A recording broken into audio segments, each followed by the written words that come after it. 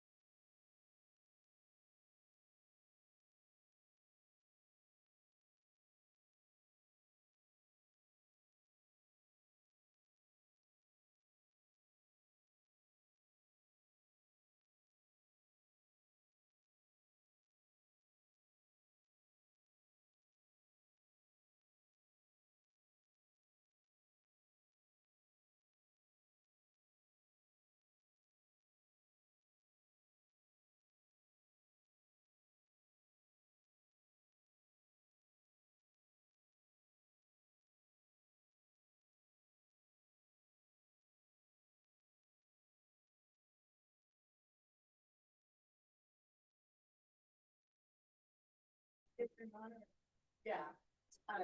Sad. It's just sad. What's that?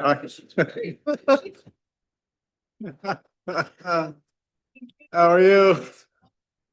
Thank you. Good. Um, good.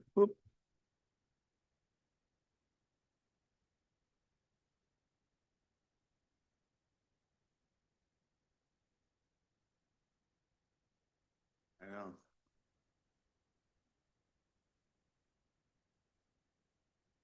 Good morning, everyone. How's this microphone level? Good. Okay. Welcome, everyone, to the June Board of Forestry public meeting. This is a one-day event. For the record, I'm Jim Kelly, Chair of the State Board of Forestry. Today's meeting will be live streamed on YouTube. To make sure our viewers online can follow along, I'll provide some best practices and housekeeping tips. Everyone participating in the virtual and physical meeting room, please silence your cell phones and try to limit background noises. For online participants, remember to mute yourself when not speaking and disable your video when not presenting or providing public comment.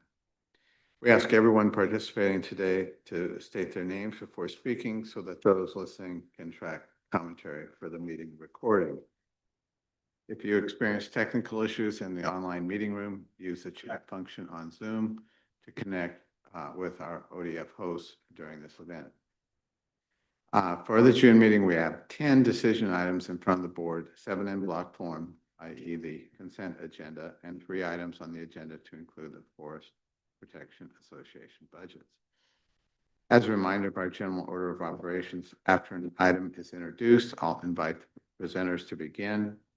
And then if board members have any clarifying questions, they will be able to raise their hands and I will call on you. And we will try to do our best to ask questions one at a time. After each presentation, we'll shift to a discussion space where the board can ask further questions or present a motion for deliberation before coming to a vote if it's a decision item. Ooh.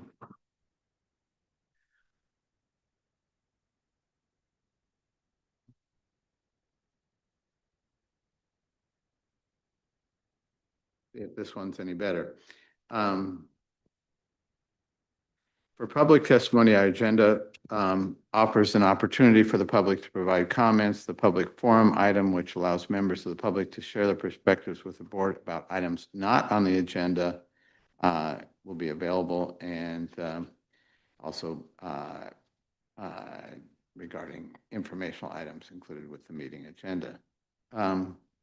Testimony under the public forum is limited to 3 minutes.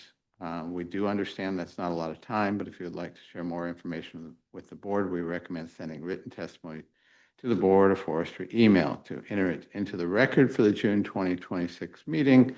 All written testimony is due by June 17, 2026. With that, any questions? All right, I will then a roll call of board members to confirm that we have a quorum for today's items. Liz Agpawa. Chair Kelly, I am here. Keith Curtis. Present. Ben Doimling. Here. Joe Justice. Here. Lexi Lovecchio. Here. And I'm here obviously as well. Our next, Brenda, how did I, boy, oh boy, I need to retire. Brenda McComb. It's okay, Jim. This is fine. I think I'm here. Did I miss that? All right. Next up is our opportunity for just introductory comments from any board members, myself, and the state forester. We'd like to start with the state forester.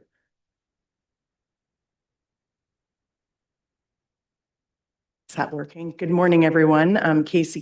So it's, let me try it out there. There. Okay. Casey, State Forester. I'm glad to be here today. Just a couple updates. We are working on our budget process. As you know, we're headed into a long session. We have submitted our early flat pops. We have received word back on which ones we will be moving forward with, and we're waiting to hear when we can talk to you all about what we're submitting and talking about in our budgets as we go forward. Leadership has met on the moving forward with updating our strategic plan. So I look forward to getting that to you all in the very near future. And fire season, just wanting to give a little bit of a briefing. We are heading into an early onset fire season, seeing pretty active behavior ahead of what would be normal for us due to the lack of moisture, both snow, and we have been getting some rain, so that's been helping.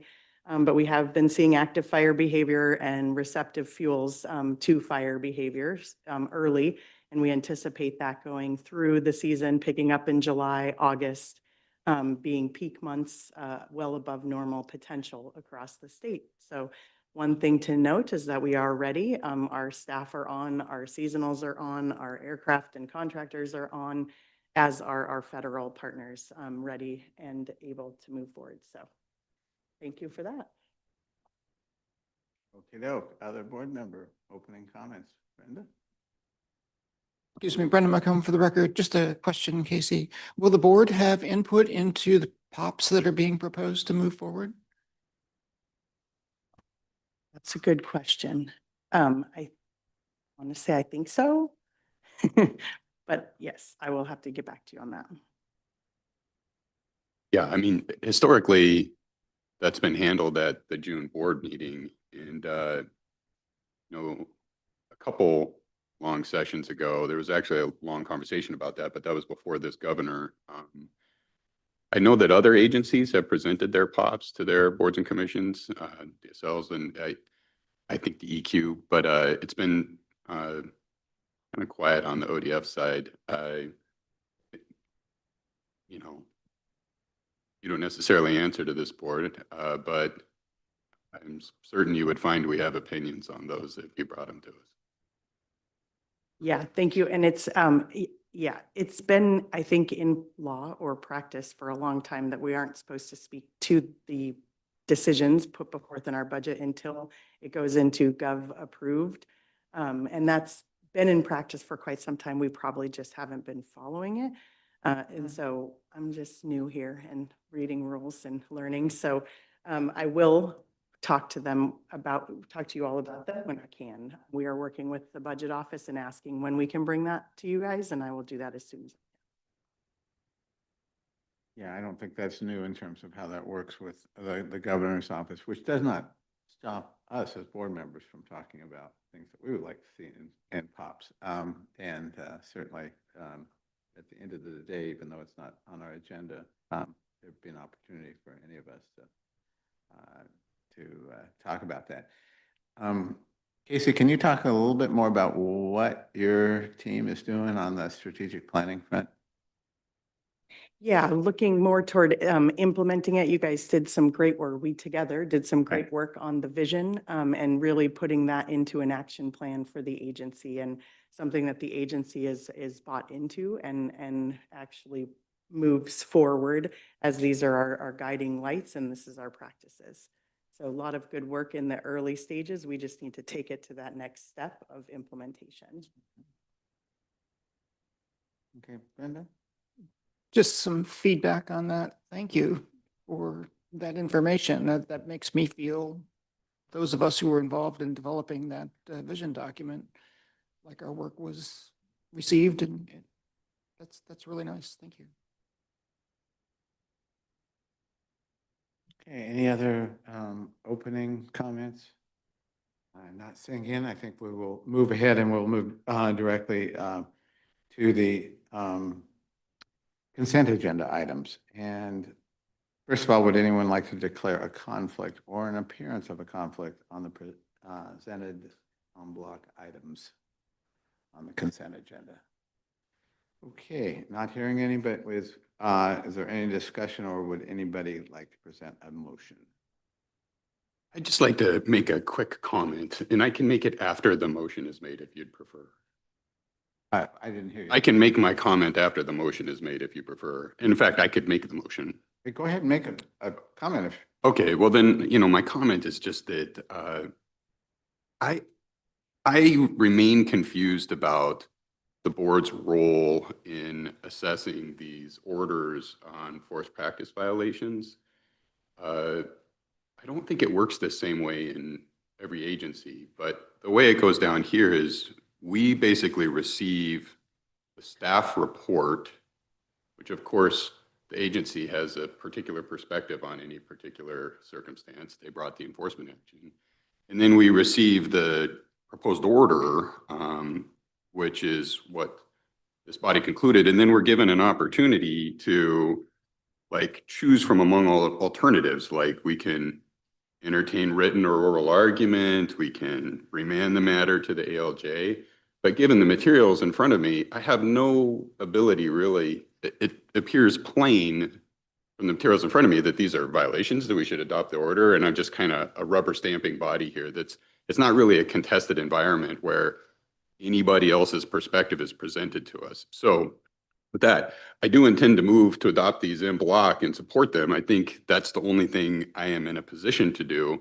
But if this is how these are going to be presented to the board, I sincerely question whether the board is appropriately involved in this process at all. I don't have the tools to make some kind of informed decision in a contested environment on these orders. Go ahead, Ben, you have. Ben Deumling for the record. Thank you, Heath, for that. And I tend to agree with you on one level, but I think my understanding is this is just that is a hearing on, it is an opportunity for us to understand the facts. Perhaps staff could correct me here, but I think the three individuals would be offered to make testimony if they so chose and provide testimony to us. That is a fact question. Like absent us requesting it, I don't actually think that's true. This is just brought to us on a consent agenda item. No. We've, in the years I've been on this board, most of the time when we get these, nobody is coming to us, but we've had a couple of exceptions where people have actually come and pleaded and been able to talk to the board. In the years I've been in each case, that didn't lead to any change. I mean, you know, looking at the documentation. No, I agree. Actually. It's a huge amount of process that does happen before it gets. No, I actually agree with all of that. And I only mean to question whether the board's even appropriately involved at all or whether this should be. I would be surprised if that were true, Ben, because Douglas County didn't appear for that big FPA action. And I think they would have if given the opportunity. So I don't know for certain the facts, but nevertheless, here, I'm prepared to make this motion. I just wanted the public to know. I don't feel like I'm in a position to make some kind of informed decision on this. It's mostly perfunctory. That's fair enough. Brenda? Just a point, Greg, is Greg here? Before the meeting, he had file folders on the. Really big, really. All of the documents, if we wanted to dig into any of them. Like, what am I? I hear you, just saying that due diligence. The last guy. So, unless others, I move to approve the consent agenda items A through J as listed in block. And I have a motion by Hugh Curtis, seconded by Liz Ogpower, and to adopt this in block A through J. And okay, with that, I'll call for a vote. So please prepare to vote when your name is called, and I'll try to remember Brenda this time. Brenda? Liz Ogpower, Aye. Heath Curtis, Aye. Ben Deumling, Aye. Joe Justice, Aye. Alexi Lovecchio, Aye. McComb. Aye. I will vote aye as well. So again, we have approved that motion that was made by Heath Curtis and seconded by Liz Ogpower to accept the consent items A. I would be remiss if I did not commend the state forester on her excellent choice for deputy. Who did? Ah, yes, exactly. Much appreciated. And I will second that. Okay. All right. All right, up next is our time that we have allotted for the public forum. And this is an information item. For those participating, we ask that everyone in the queue, whether online or in person, not to exceed their allotted time of 3 minutes. As a reminder, this forum is reserved for remarks on topics off the agenda. Before you begin, please state your full name and associated affiliation if you are representing a group or organization. A timer will be provided to track your time, and each commenter will be called on by the board administrator. With limited time available, anyone who exceeds their time will be prompted to provide a closing statement and then muted. With that, Shauna, are we ready to engage with public comment? Okay, I will let you lead us through that. Wonderful. Thank you. So today we have 9 people in the queue who have signed up to provide commentary today. To help us stay on track, we are going to go ahead and call the individuals here in the room first in sets of 4 and 3. When they begin, I'll have the timer on display up here on the screen. And then after the testimony in the room has concluded, we'll move to our online presenters. So our first testimony providers are Scott Killips, Susan Smith, Laura Wilkinson, and Amanda Sullivan Astor. If you could please join me up here. Recognize that Eleni is here rescuing us. Thank you so much. We love the fact that you're here to help. Thank you, Chair Kelly.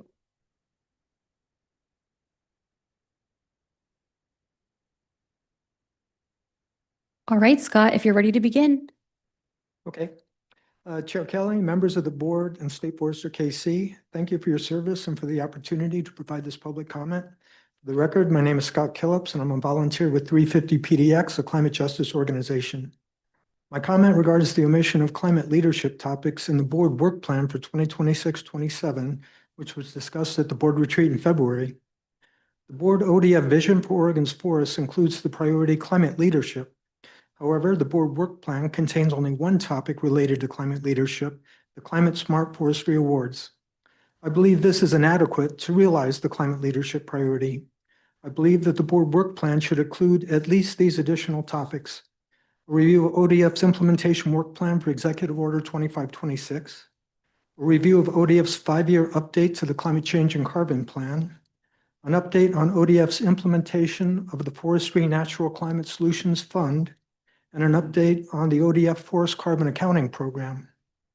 Realizing climate smart forestry leadership at ODF and achieving the goals articulated in the Climate Change and Carbon Plan requires the active participation and leadership of the ODF executive team and the oversight of the board.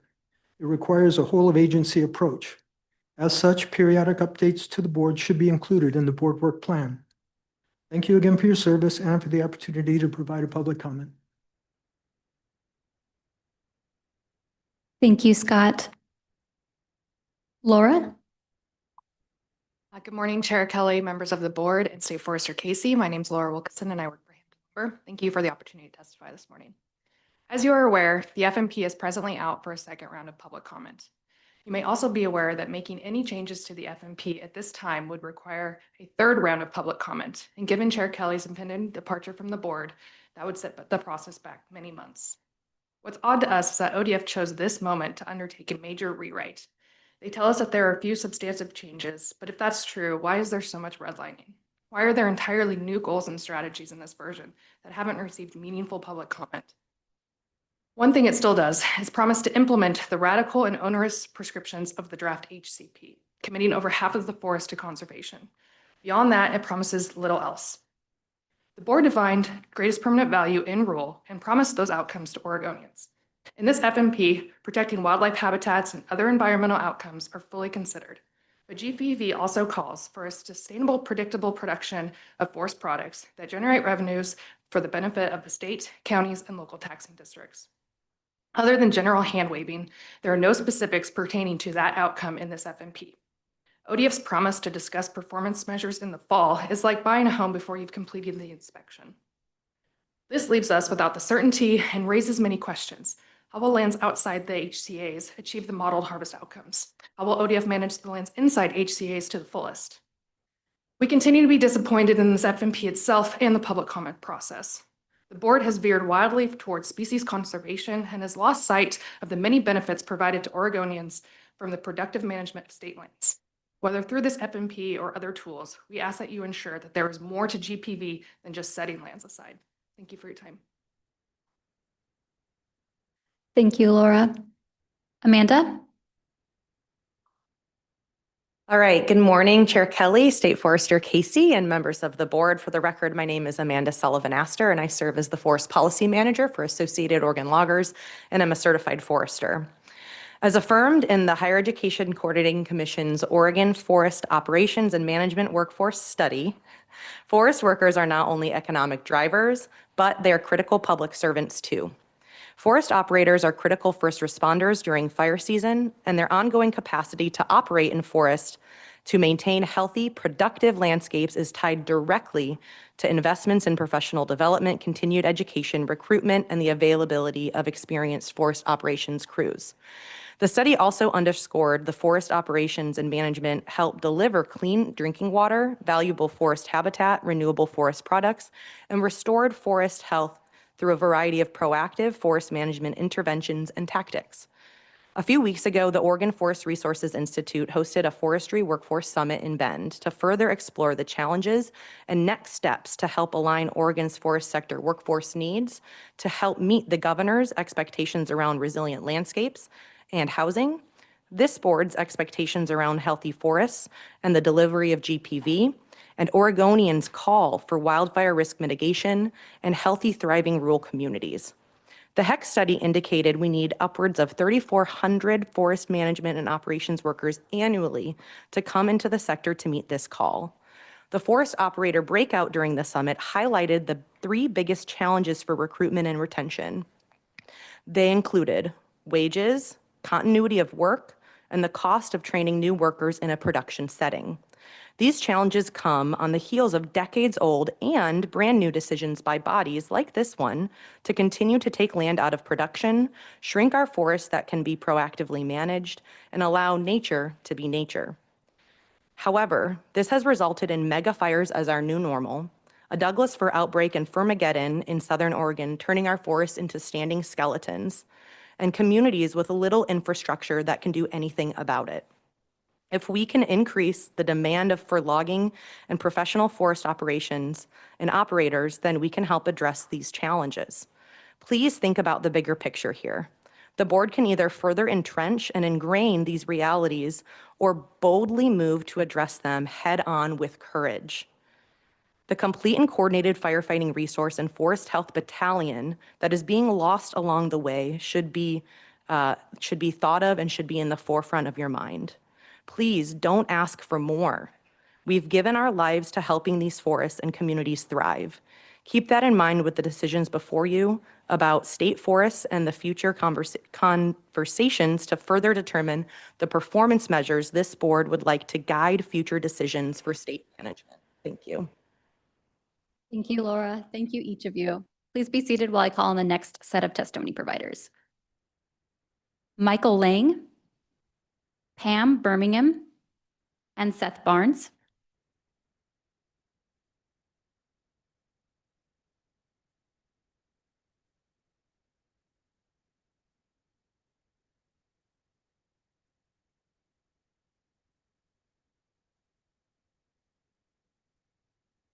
Michael, you may begin when you're ready.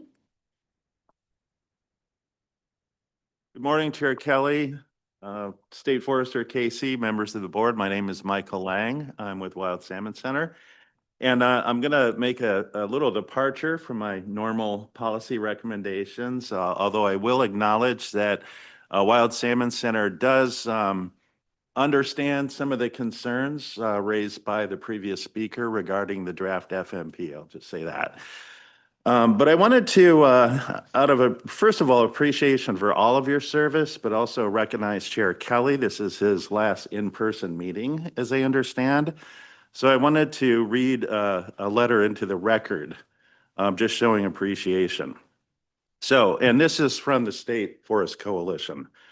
The members of the State Forest Coalition wish to express our appreciation for your years of service on the Board of Forestry and for your leadership as its chair. You have guided the board through important policy issues with patience and respect for all viewpoints. Through your leadership, the board has taken significant steps forward to ensure a more balanced management of state forest, including its approval of the HCP for Western Oregon State Forest.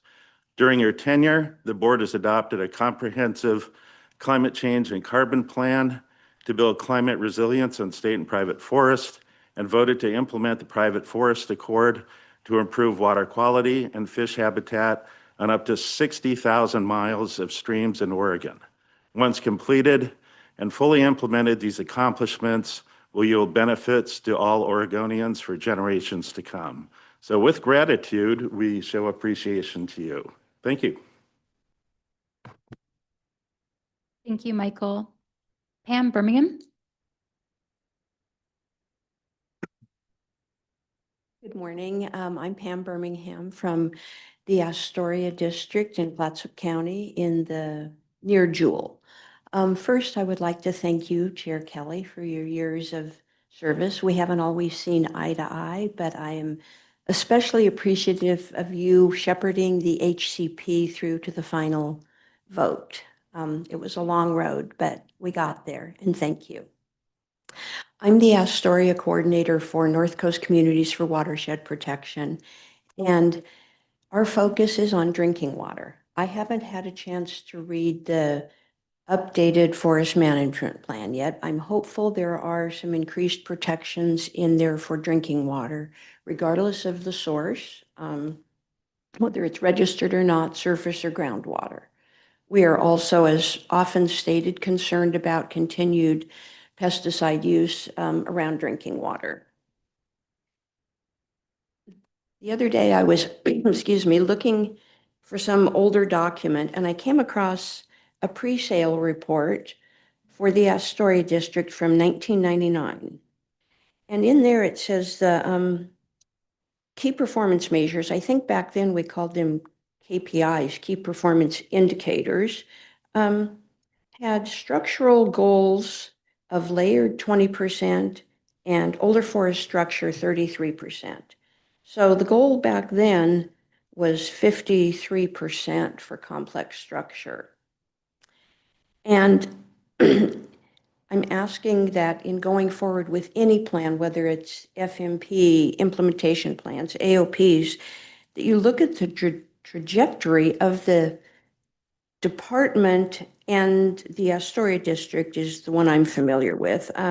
We're getting further and further away from those goals. They keep going down, and yet we keep cutting. This latest AOP for Astoria is cutting almost 700 acres of trees, 181 to 116 years old. And I hear that a lot from citizens, community members. Why are we going backwards? Why aren't we increasing? And again, the points of diversion, several of these timber sales have points of diversion for domestic water. Domestic water's almost a human right. That may be a little strong, but I know I had my water system destroyed by illegal clear-cut harvest operation, and I was without drinking water for 2 years. And everything was done by the book under the FMP. I mean, well, no, under the Forest Practices Act. So people nearby do suffer when there are harvests. Thank you. Thank you, Pam. We'll switch to Seth. Chair Kelly, State Forester, KC, members of the board. For the record, my name is Seth Barnes, and I am the Director of Forest Policy at the Oregon Forest Industries Council. Thank you for the opportunity to offer comment today. I'll try to keep it brief. I feel like I'm in a constant state of deja vu on some of these issues, but I feel compelled to repeat some of the things that I've said before in an effort to try to ensure that we stay intellectually honest in this conversation. In the simplest terms, the Forest Management Plan is a companion to the HCP. It's a companion to the HCP. That HCP was necessarily hyper-focused on habitat and succeeded in creating robust and meeting or exceeding all of the needs for thousands of species, literally across the state forest. Those decisions were already made. What we're focused on in the companion forest management plan is simply figuring out how we manage the remainder of the forest in and around the gargantuan conservation measures already in place within the adopted HCP. Please don't fall for the vociferous clamoring from a few individuals and groups that consistently maintain that the sky is falling. These voices would, for the purposes of this discussion, have you forget or ignore the companion habitat conservation plan with all of its massive conservation measures and continue your effort to further restrict management on the remaining forest instead of addressing the economic and social realities that demand your attention if the board is ever to achieve greatest permanent value. As you're well aware, the forest management plan has to actually function. It has to avoid another state forest disaster in Oregon. It has to work not only for the species, but for the counties, for the local communities, for the agency, and for the state. And it has no chance of working if we are continually stuck in Groundhog's Day with no memory of what was already accomplished and no ability to transition the conversation to a focus on the other aspects of GPV. Again, thanks for the opportunity for comment. I appreciate the opportunity to be here in front of you, and congratulations, Jim, and the other board members that are coming off as well. Thank you for your service. Thank you, Seth. Thank you all. Please be seated while we switch to our testimony providers joining us online.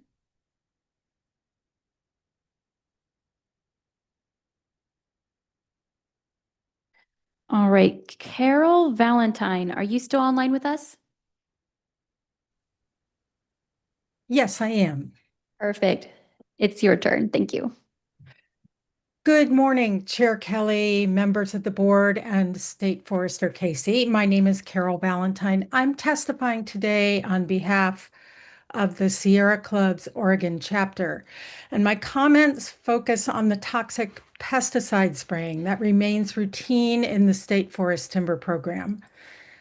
Far too many rural and coastal Oregonians have been subjected to decades of exposure to toxic chemicals applied on private timberlands and our state forests.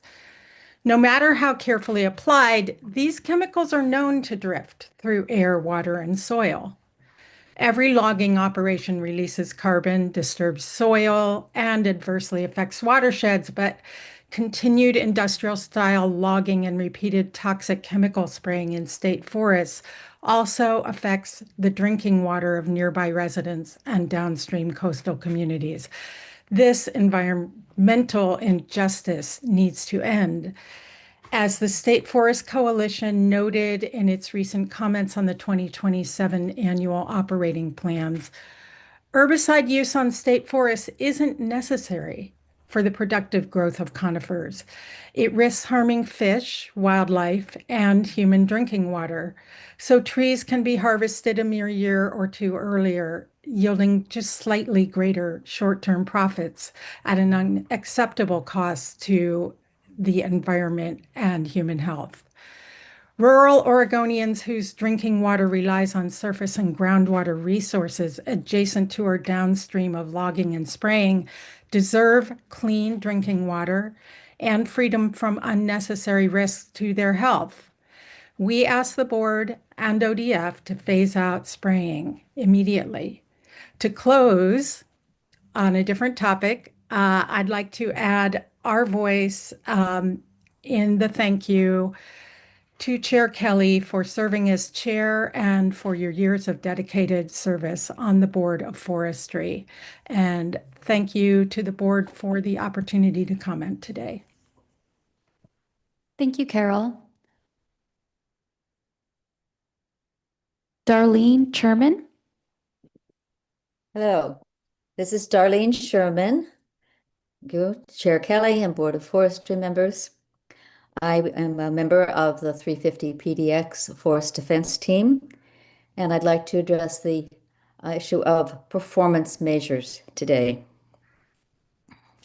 According to the draft final FMP, the performance measures are selected by the Board of Forestry based on metrics that the board considers key to ensuring progress towards FMP resource management goals, maintaining accountability for management commitments, and supporting the adaptive management process and aligning with the IP and HCP reporting timelines. So it is puzzling to me how the plan of approving the FMP in July is consistent with the fact that the performance measures are expected to be finalized in the fall. It seems like those two need to go together. This is the way that the Board of Forestry and the public evaluate the adherence to FMP goals. So how can these proceed on different timelines? Also of concern to me, and should be to the board, is the lack of progress in meeting the legislative mandated performance measure of achieving 30% of complex and layered forest. It does not have a timeline of when that will be achieved. However, in the latest report to the legislature, a decline in complex and layered forest in the northern part of the plan area to less than 12%. This means that the DOF is cutting these older forests faster than they are growing. At this rate, they will never achieve the mandated 30%. While the DOF seems to be saying that conservation areas designated by the HCP will provide these complex forests, they do not meet the requirement currently. Until they do, complex and layered forest outside the conservation areas should be contributing to that complex and layered forest component. In fact, the dispersal habitat requirements of the HCP will demand it. Thank you for your work on the board, and I really hope you can consider these comments as things move forward. Thank you. Thank you, Darlene. Thank you all for providing your testimony and being respectful of the time limit. Chair Kelly, State Forester Casey, and members of the board, this concludes the public forum for today's meeting.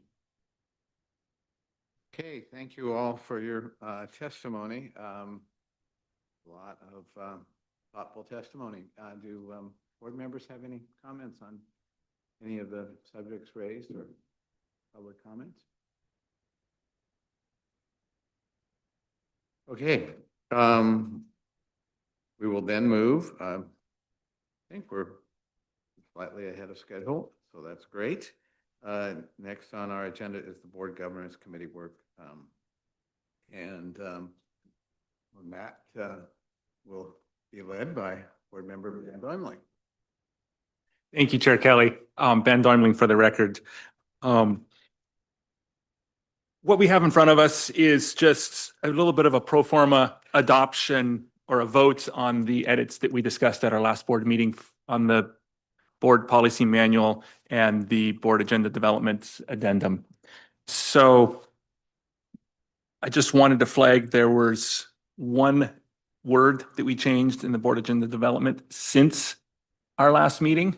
And maybe Heath can remind me, I think there was one word we changed for grammar in the board policy manual since our last meeting, but substantively they have not changed. And I would entertain discussion or a motion. Okay, before we go to a motion, since this is a decision. Oh, right. Need to find out if we have anybody signed up for public comment on this. Kind of guessing that we do not. Oh, we do have one person. Okay. Yes.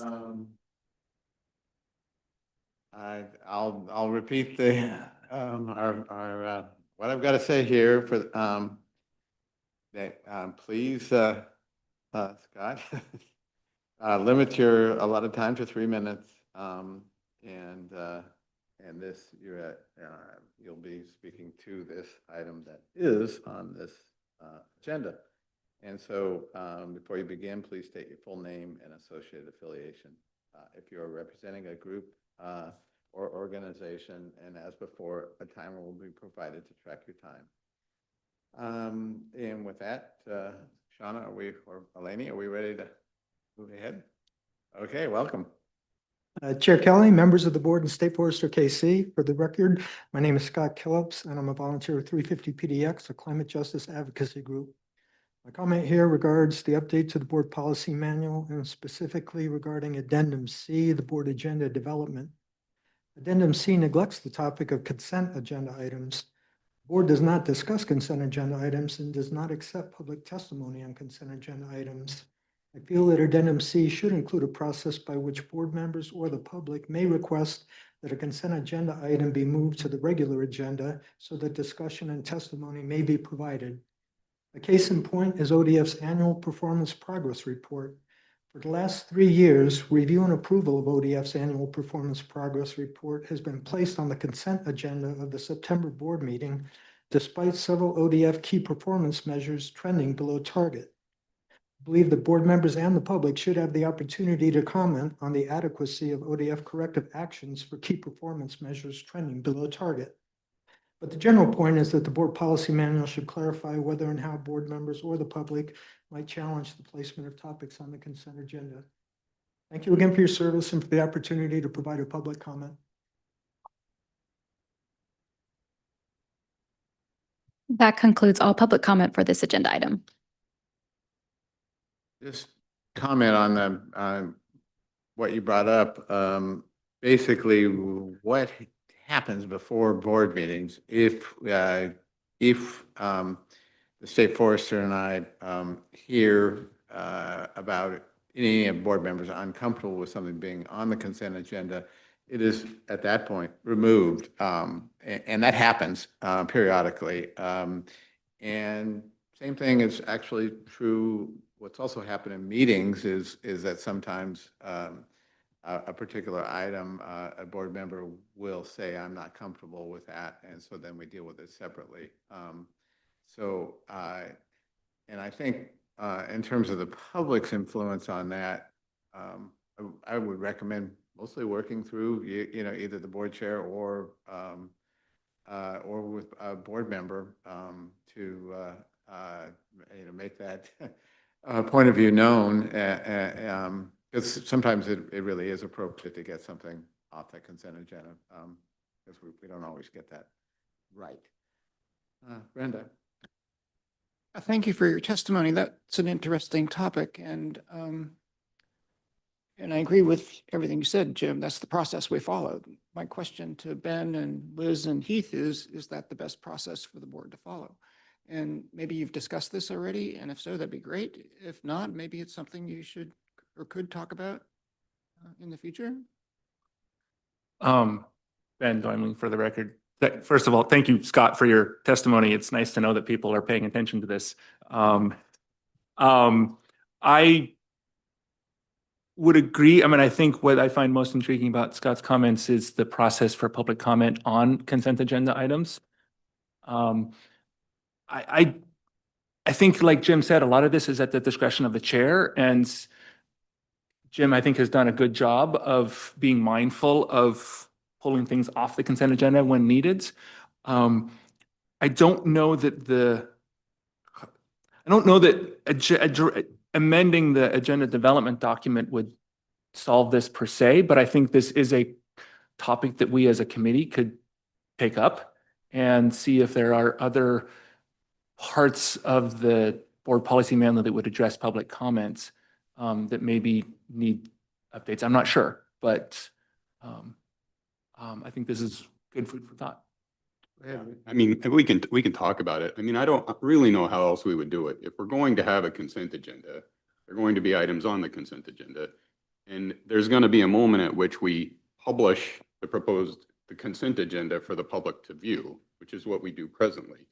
And if people believe that there are items that are not appropriately on the consent agenda, they have that in advance and are able to contact any of us or the state forester and say, hey, I think there's some controversy here. It may merit attention.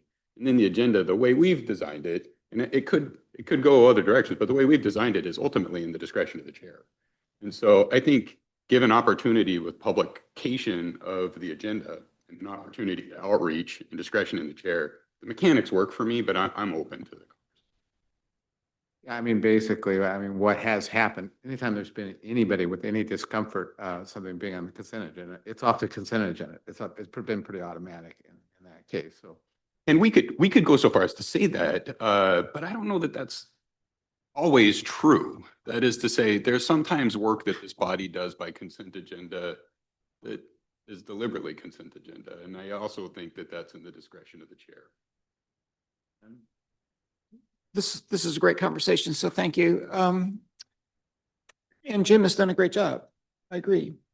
But Jim, you're not going to be here after today. So It's true. So should there be guidance for whoever's going to sit in that chair in the future? And that's my concern, is that we have consistency in how we do that. You know, I think informally, that's a great place for your committee, Ben, to be educating whoever sits in my position about, you know, giving them some history of how things like that aren't really spelled out necessarily anywhere have been handled. Yeah, Jim, can I? Yeah. I agree. I think the process has worked really well. Quite frankly, on my time on this board, many times we pulled items off the consent agenda for, I mean, sometimes I disagreed, but you know, we actually pulled them off, and consent agendas are here for efficiency, and our discretion of the chair to, you know, to facilitate a meeting efficiently. So, you know, we can't forget that. And, I mean, I'm ready to make a motion to adopt the subcommittee's recommendations as presented, if everybody's ready for that. Okay, before you make that motion, you know, the motion will be regarding approving the board policy manual edits as written and presented at the March 4th meeting. Does anyone have a need to declare a conflict or the appearance of a conflict on the agenda item before us before we move to a decision? Not hearing any, ask for a motion. I'll move to approve the board policy manual edits as written and presented as March 4th, 2026 meeting, board forestry meeting. I'll second it. Okay, we have a motion to approve the board policy manual edits as written and presented at the March 4th, 2026 meeting. Joe has made that motion, and it's been seconded by Brenda.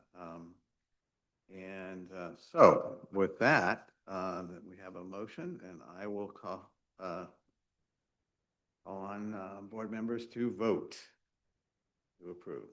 Liz Agpawa. Aye. Keith Curtis. Aye. Ben Doimling. Aye. Joe Justice. Aye. Lexi Lovecchio. Aye. And Brenda McComb. Aye. And I vote aye as well. So with that, we have adopted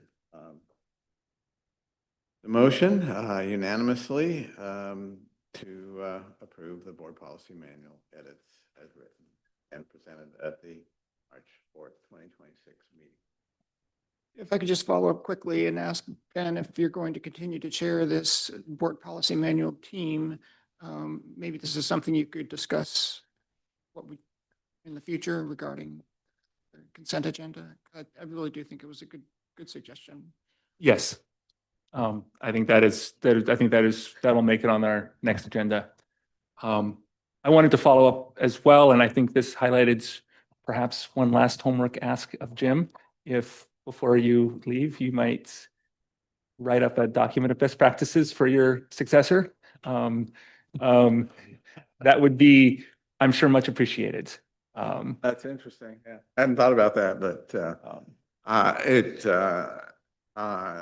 it would have been useful for me 6 years ago if I had that, so I can accept that challenge.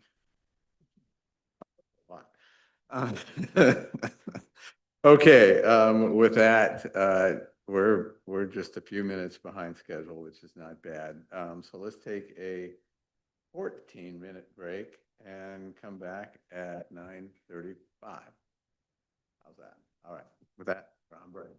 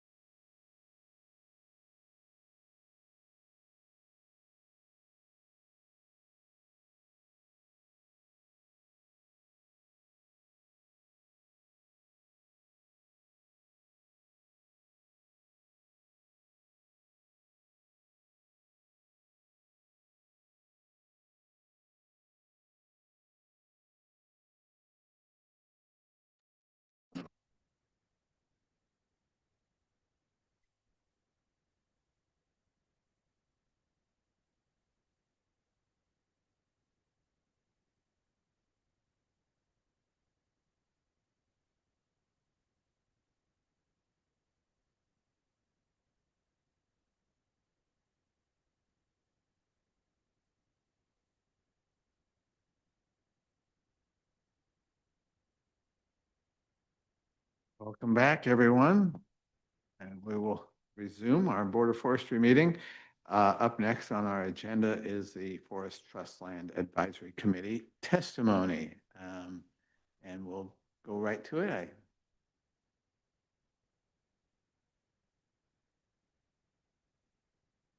Please introduce yourselves. Oops, didn't turn on the thing. I'm Margaret Magruder. I'm the Chair of Forest Trust Land, and I'm a Columbia County Commissioner, and I have my bodyguard with me, Commissioner Will Tucker from Lynn County. I represent Lynn, Benton, Lincoln, and Marion Polk counties. Thank you. Chair Kelly, I'd like to thank you and Board Member Curtis for attending our recent Forest Trust Lands meeting. We appreciated that, and they're open. Our meetings are open to all board members, and we're very appreciative of anybody who would like to attend and speak with us. State Forester Casey, glad that you were able to attend our meeting as well. And this meeting with the Board of Forestry and our Forest Trust Land meetings are an opportunity for us to engage and advise you and the Board of Forestry on matters related to state forest management, which is our statutory duty under ORS 526.156 to provide advice on these matters. It's a duty that is core to our role and as your partners in state forest management. So I look forward to working with you and the rest of the board as on behalf of the Forest Trust Land Council and Columbia County. Statute requires the state forester the responsibility to manage state forests under the authority and direction of the Board of Forestry, and to manage state forests to secure the greatest permanent value of those lands to the state. That's according to ORS 530.050. Greatest permanent value is specifically defined in OAR 629-035-0020. That Oregon Administrative Rule states greatest permanent value means healthy, productible, and sustainable forest ecosystems that over time and across landscape provide a full range of social, economic, and environmental benefits to the people of Oregon. Forest Trust Land Council has partnered with previous state foresters on this, and we're ready to partner with you in this shared effort to provide greatest permanent value. Board, in previous public comments regarding the draft forest management plan, we had identified areas for improvement.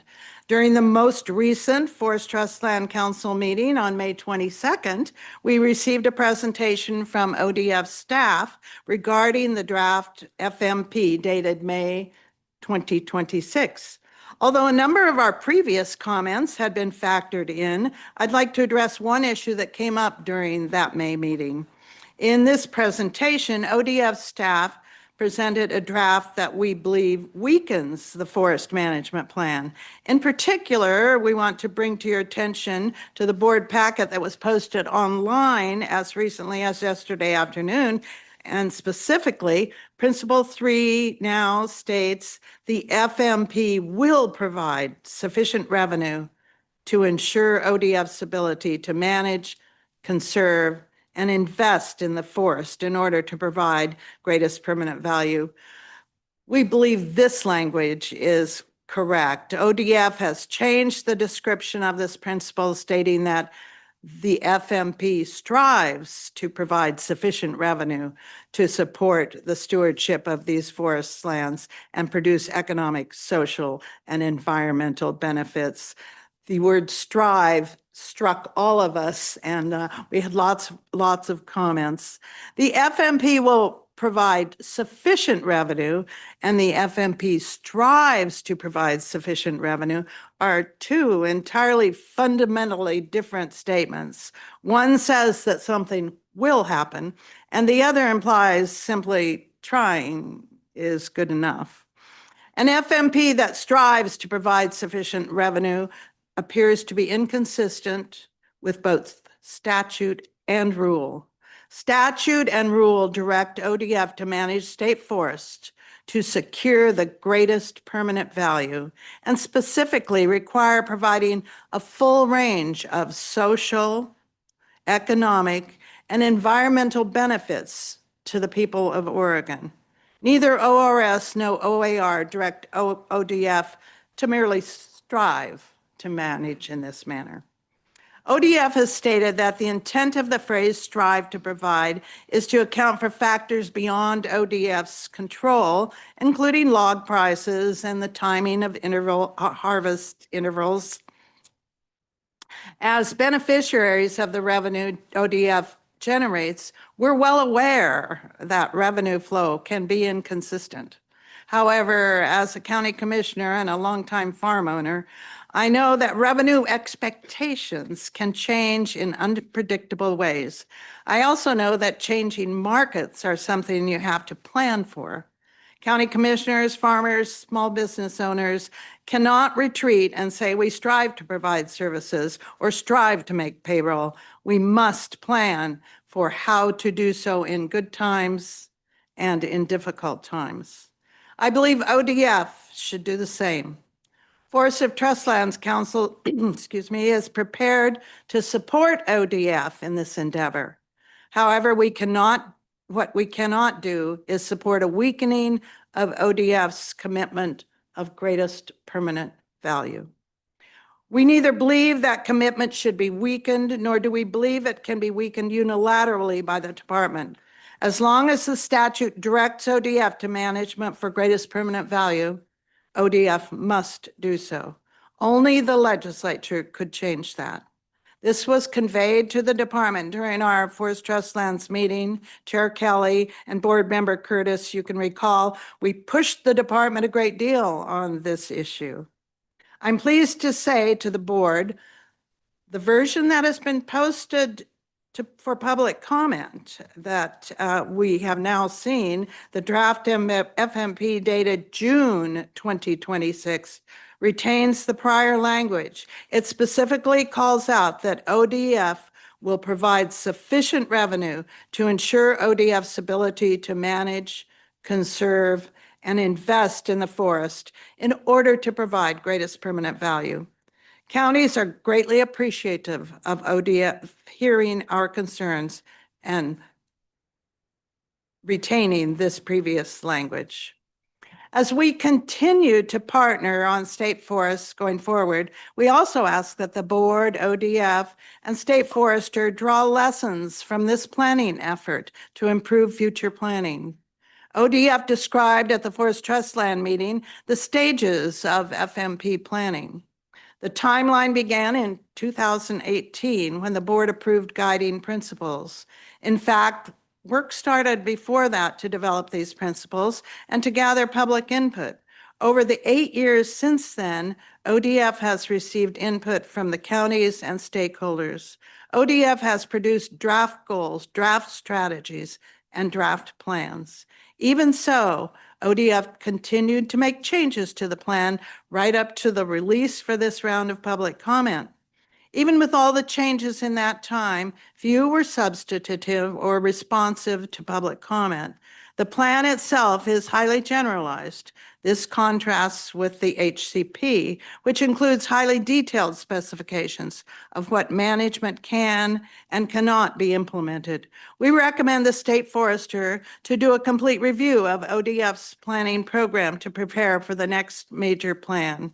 A renewed planning program should provide Forest Trust Lands a seat at the decision-making table so we can be your partners in state forest management, as ORS 526.156 would imply. Number 2, aim to substantively incorporate input forest of trust land and public stakeholders. 3, develop plans that connect planned actions directly to ODF's statutory and policy authorities.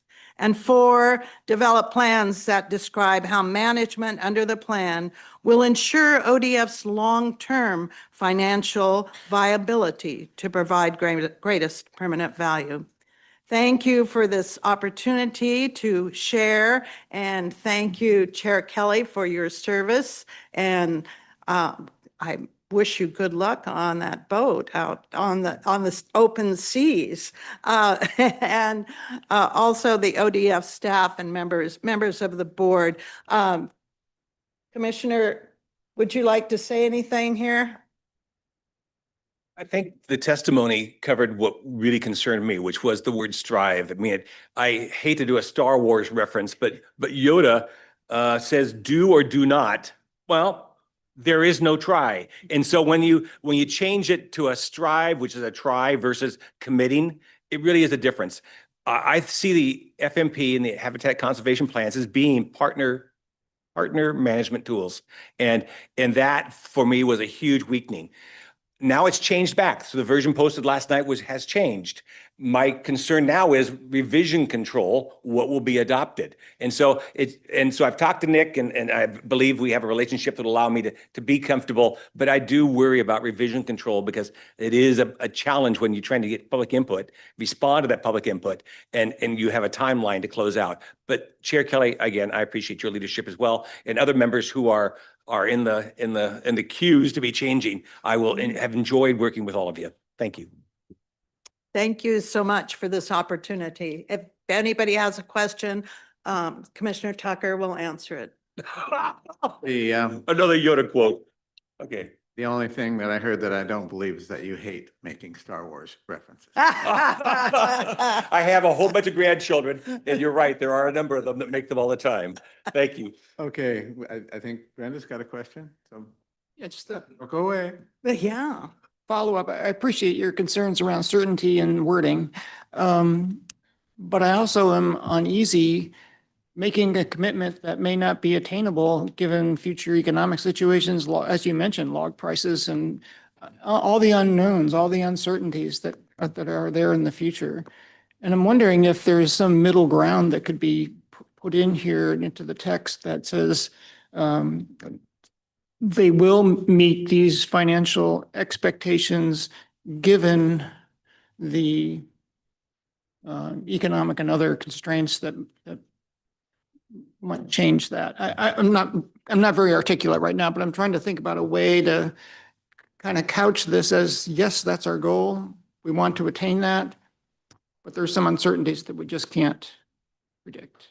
Well, I think that I'm not sure there's a way to put that necessarily into words as we each struggle with our own budgets. One of the things that we have to do at the county is provide the services that we are required to provide. And we got to figure out how to do that no matter what. And as you look around the state right now, whether it's a school district, a county, a city, everybody is still providing the services despite the fact that their budgets are terribly limited. So I don't know if there is, I think that's a great question. That's a wordsmithing thing, and maybe, I don't know, Nick, what do you think? The only concern I would have is the fact that requests that have gone to the legislature from ODF have not been wildly successful. And so I would tell you that if you don't plan to make that revenue, I'm not sure with the competing issues before the legislature that we will have much of a forest plan if we don't plan. And the numbers that came out through the HCP planning processes, the numbers that come out of there show, in fact, you could and should have the revenue. In fact, you could even go higher still yet. But I believe the planning process has put forward numbers that I believe you could and will make your goal.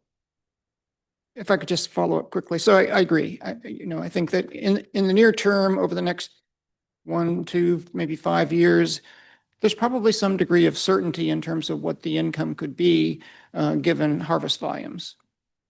But we don't know what's going to be out. This plan should be in place for how long? Maybe 10 years, 15 years? Can we predict that far out whether or not we're going to be able to meet these revenue constraints? I don't know. And that's what makes me uneasy. Thank you. Any other comments? I'd just like to repeat that, when I first came on this board and the Forest Trust Lands Advisory Committee, spent most of their time just talking past each other. And it was not a very constructive relationship, and it's really changed. So I think that's something we can all celebrate. Thank you. Okay, everyone. Next up, we've got a presentation on the Western Oregon State Forest Management Plan. And I think we've got Nick Alzado, right? You're there. And Justin Federis.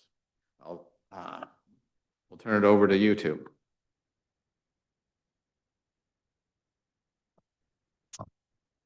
Good morning, Chair Kelly, members of the board, State Forester KC. For the record, I'm Nick Palisato, and I serve as the Deputy Chief of State Forests.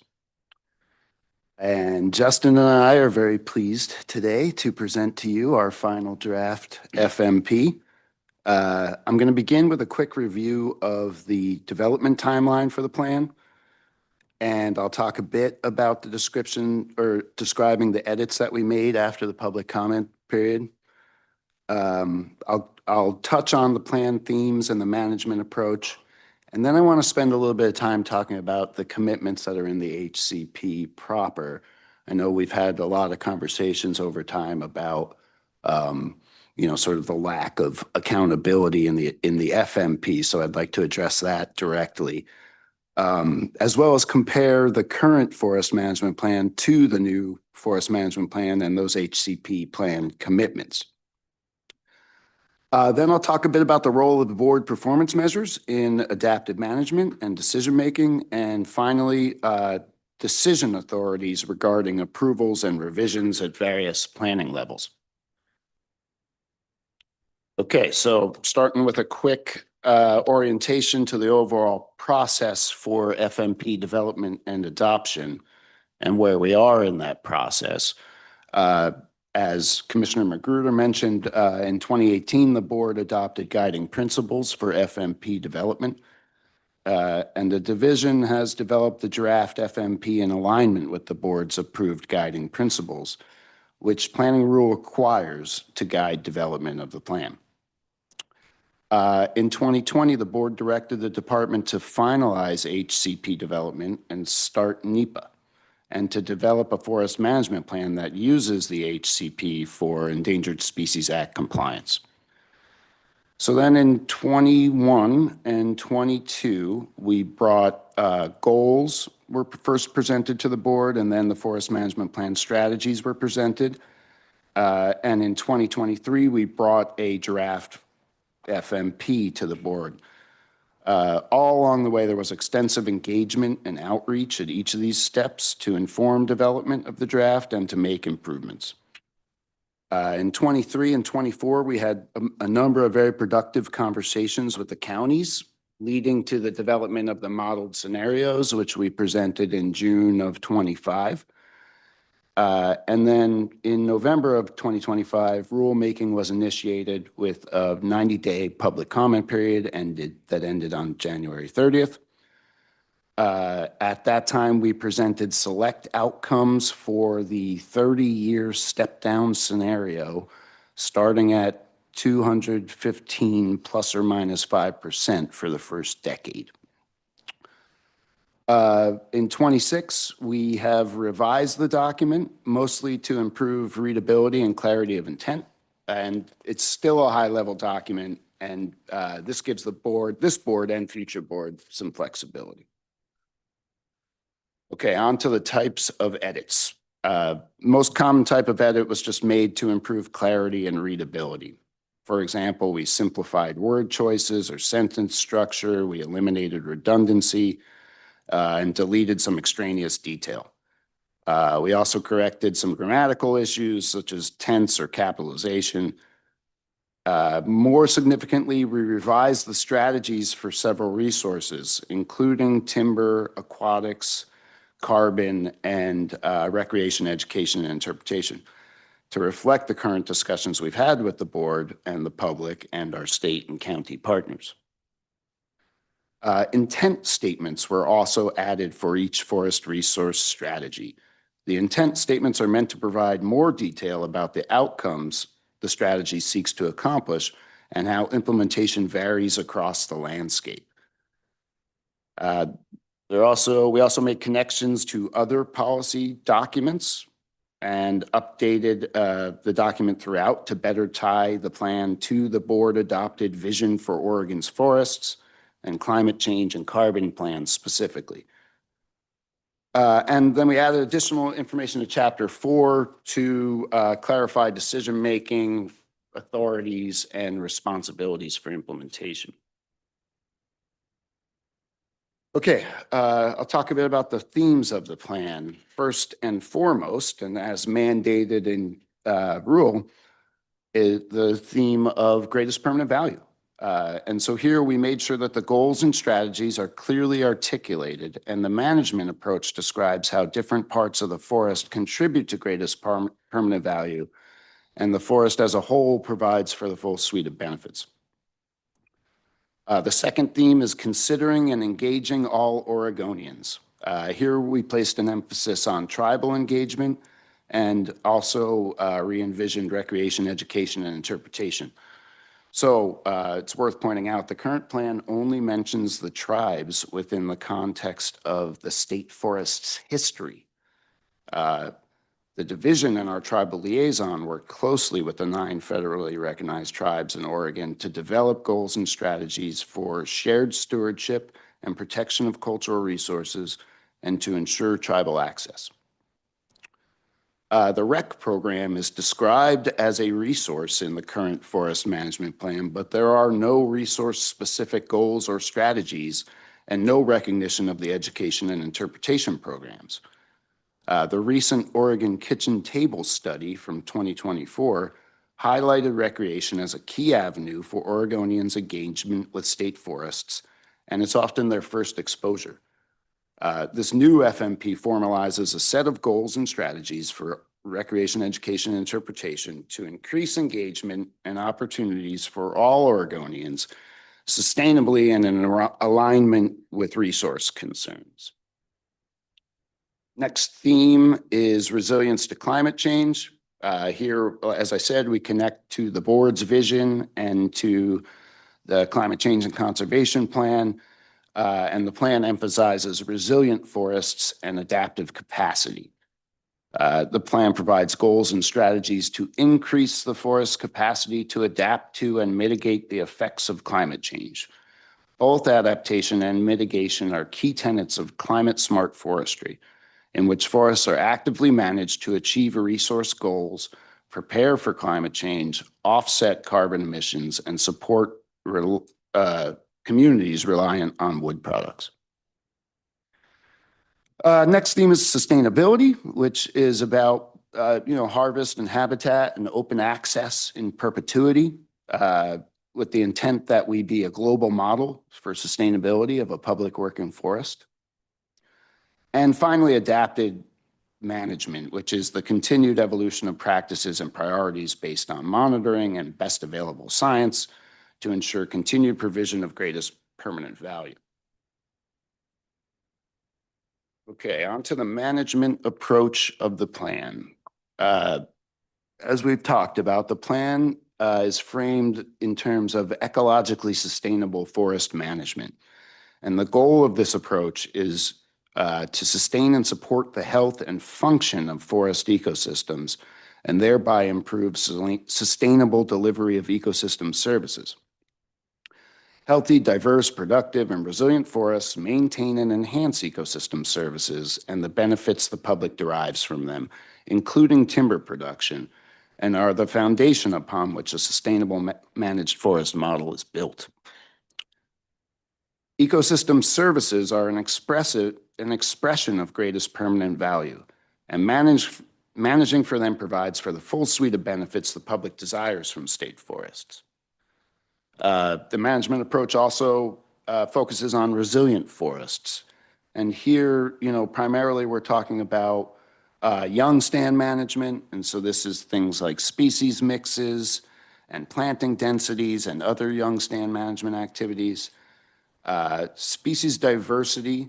And so thinking about it in terms of various spatial scales, in terms of differences across our emphasis areas, the genotypes of the species and species migration, and doing so in an adaptive management framework so that we learn as we go.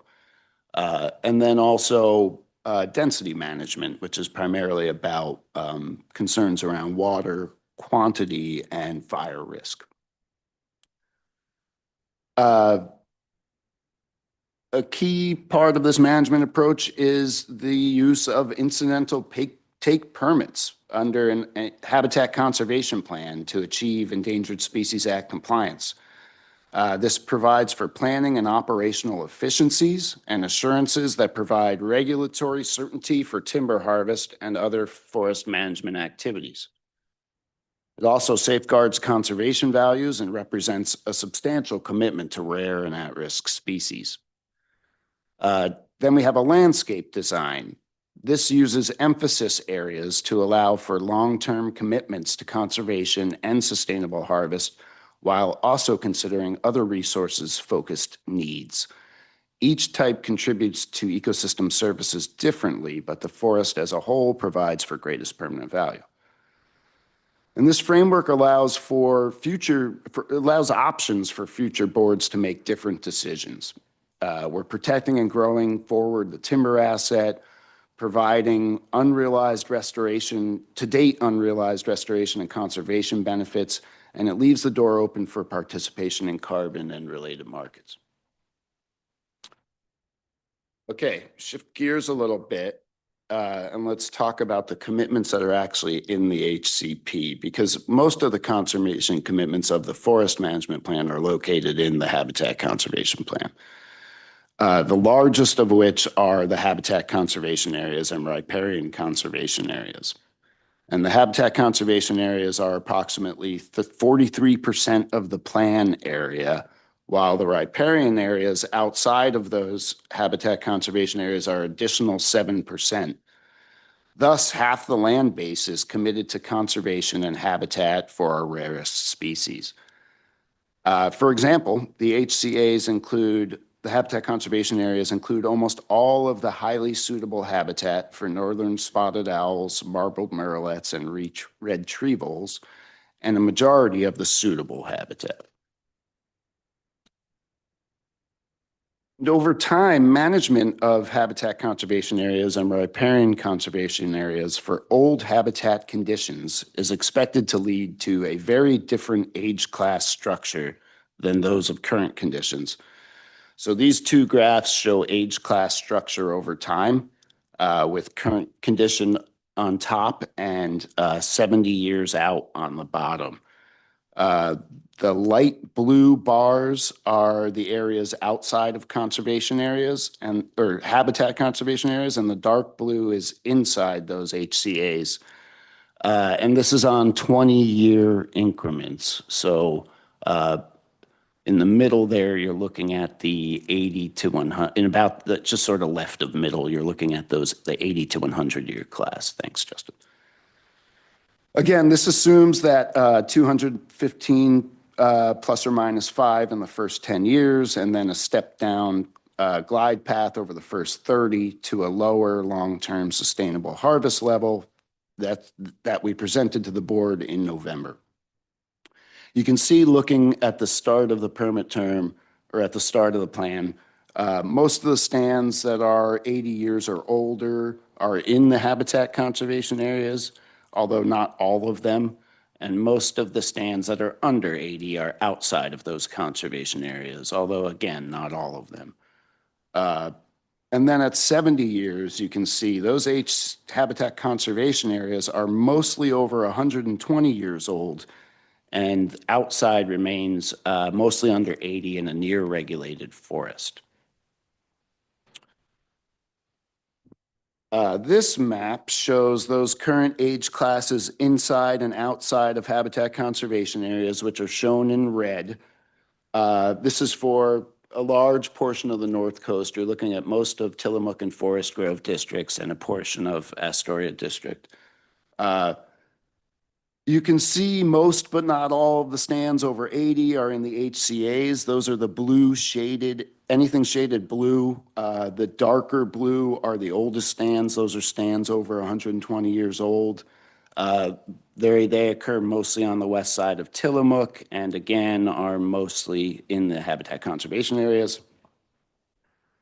The intent of these habitat conservation areas is to provide function, meaning interior habitat, connectivity, and diversity for the species covered under the plan, the Habitat Conservation Plan.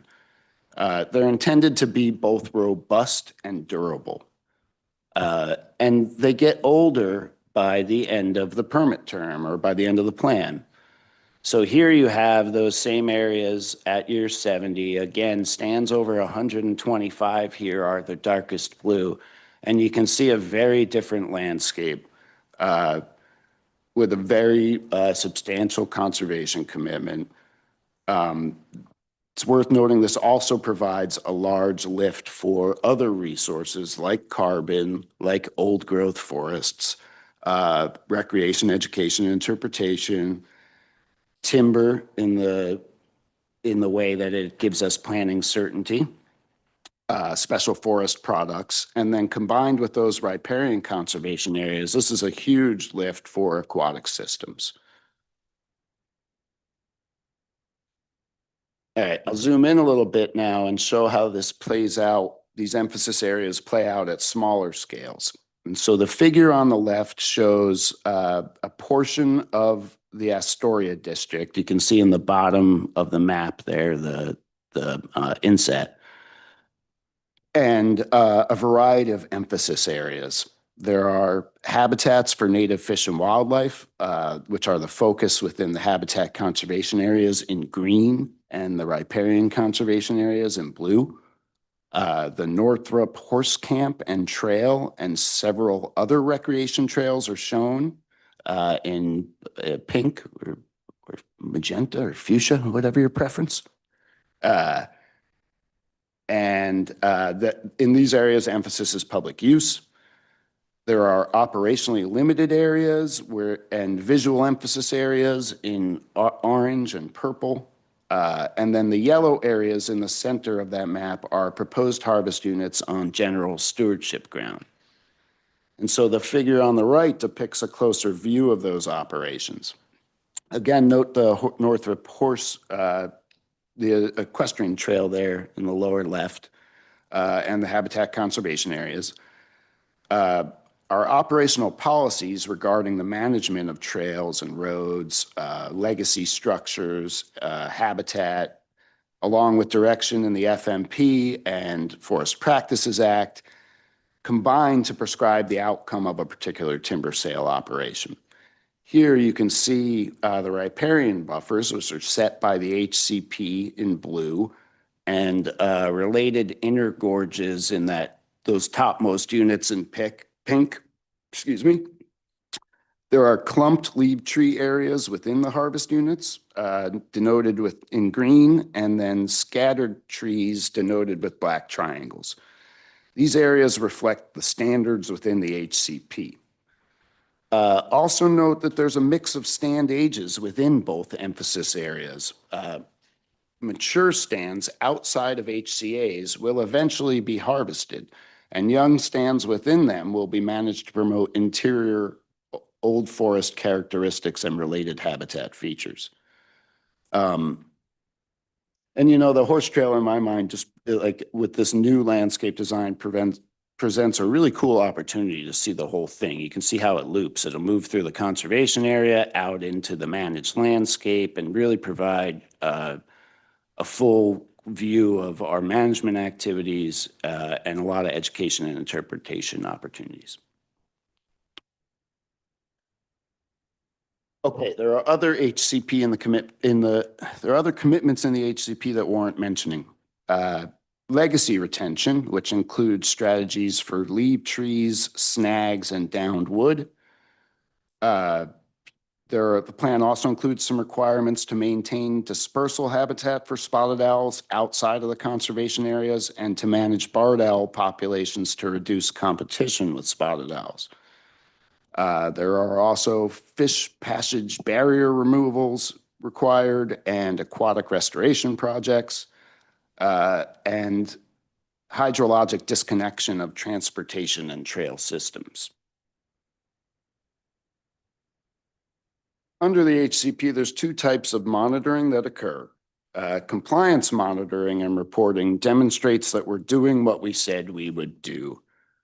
This includes everything from harvest and inside and outside of the conservation areas and other covered management activities, the habitat conservation area design and the management activities therein, our stay ahead provision, which entails that we show we are growing and maintaining more habitat on the landscape than is harvested. Avoidance and minimization measures, these are mostly seasonal restrictions. And then a number of requirements to report on riparian buffers, aquatic restoration activities, the number of barriers removed, the miles of road disconnected, miles of roads trails built or vacated. All of these are occurring are reported annually, and then there are 5- and 10-year adaptive management check-ins with the federal regulatory authorities, and it's all timed to the implementation plan schedule. Effectiveness monitoring and reporting is how we demonstrate that our conservation actions are achieving the desired outcomes. There's a number of types of effectiveness monitoring that we do, including the passive and active management in the habitat conservation areas, wood placement and barrier removal, riparian buffers and stream temp and turbidity, and species responses to covered activities and conservation actions, as well as efficacy of barred owl management activities and harvest effects on Oregon slender salamanders and red tree voles. Again, these are linked to the implementation plans with annual reporting and 5- and 10-year check-ins. Okay, now I'll take a minute to compare the commitments that are in the 2010 Northwest Area Forest Management Plan with the commitments in the draft FMP and the HCP. So under the current 2010 Northwest Forest Plan, recall there is a strategy that requires 30 to 50% of the land base on each district to be designated as desired future condition complex, which can be two different stand types, layered forests and old forest structure. Currently, across all districts combined, about 35% of the landscape is in this desired future condition complex, designated complex. The management focus in those areas is on developing complex structure, but it's important to note here that it's in young forests. So our intent is not to grow old forests per se, it's to grow old forest characteristics in young forests. By contrast, the habitat conservation areas occupy about 43% of the land base, and the management focus therein is on developing old forest habitat. Under the current plan, there are some harvest limitations in mapped desired future condition complex. We can manage most stands, but there is delayed harvest of current old forest structure. So if you're in the landscape design, you're mapped as desired future condition, and you are actually already there, there's delayed harvest of those stands. In the HCP, you know, as I said, there's some 270,000 acres in the habitat conservation areas. 75,000 acres of those are available for harvest over the first 30 years. The current plan uses a shifting mosaic with terrestrial anchors. So the desired future condition complex areas can move around the landscape. You need to have other areas to move into that are also can promote those conditions, but theoretically the whole thing can move. By contrast, the new draft FMP with the HCP, these conservation areas are relatively fixed over over 70 years. Some differences in buffers between the two plans. Under the current plan for type F and large or for fish streams and large and medium non-fish streams, the buffers are 100 feet, though the way that we grab leave trees into there, it often exceeds that. And so it sometimes can be as high as 120. Contrast that to the draft FMP and HCP, it's just 120 for both fish streams and large and medium non-fish. Small non-fish, 25 feet under the current plan, 35 feet under the new plan. Seasonal potential debris flow tracks, I always get that acronym wrong, and high energy streams. So these are areas that have the potential seasonally to discharge into fish streams. They get 25-foot buffer under the current plan, 35 feet under the new plan. And then there's this new thing called a process protection zone under the new plan, which is that the first 500 feet of non-fish streams get an additional buffer where they go into fish streams. And so small non-fish will also have a 120-foot buffer on the first 500 feet back from a upstream of a fish stream. One of the big differences in these buffers is under the current plan, there's no harvest within the first 25 feet, but thinning is allowed in the rest of the buffer as long as it promotes a mature forest condition. Whereas under the new draft FMP with the Habitat Conservation Plan, there is no harvest in these buffers. Okay. Then legacy retention. As I said, this is, leave trees and snags and downed wood. The current plan requires 5 trees per acre. However, that is averaged at a landscape scale, and the riparian buffers are allowed to be counted towards that. So on the surface, that seems like you're getting more trees than you do under the draft FMP and HCP, but the new plan calls for 2 trees per acre at a harvest unit scale, and those riparian conservation areas do not count. So we are talking, you're going to get more upland leaf trees under the current plan, and you're going to see them in every harvest unit as opposed to under the new plan than under the current plan. Current plan, there's no emphasis for those leaf trees. There's no requirement that leaves be held again through the next rotation. Under the new FMP, the emphasis for leaf trees is on large trees, old trees, and diversity.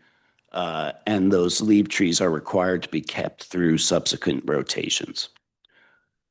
Snags and downwood are really similar. It's 2 hard snags per acre and 600 cubic feet per acre of hard logs. And under the current new plan, it's the same, with the additional specification that you retain all like old soft snags and downed logs, large legacy snags and logs. Quick point on that actually though. And so, we're managing for retention of large trees that can then become the next generation of large snags and downed wood, thus ensuring key habitat elements that are integral to ecosystem function and many ecological processes are continually recruited in harvest units across the landscape and through time. Comparing the other some of the other resources among the two plans. For both plans, roads and trails, the standards and best management practices we currently implement will still be implemented. In addition, there are new HCP requirements that will take effect. And so, as I've mentioned, requirements around hydrologic connectivity. So there are timelines for assessment and repair of trails and roads. There are some trail limitations within the conservation areas, primarily, so there's a cap, but it's a large cap that our rec program drove the estimate of, and it's not intended to act as a cap. It reflects what we think we'd actually build over time. But we are going to look at kind of where those new trails go, taking into account some of the habitat considerations, and whether it's the most efficient path forward, if there's anything else that's economically feasible, et cetera. There's some increased winter limitations for construction, improvement, and hauling on roads. Some other differences, as I said earlier, climate change is mentioned once in the 2010 plan. It's just mentioned. There's no policy.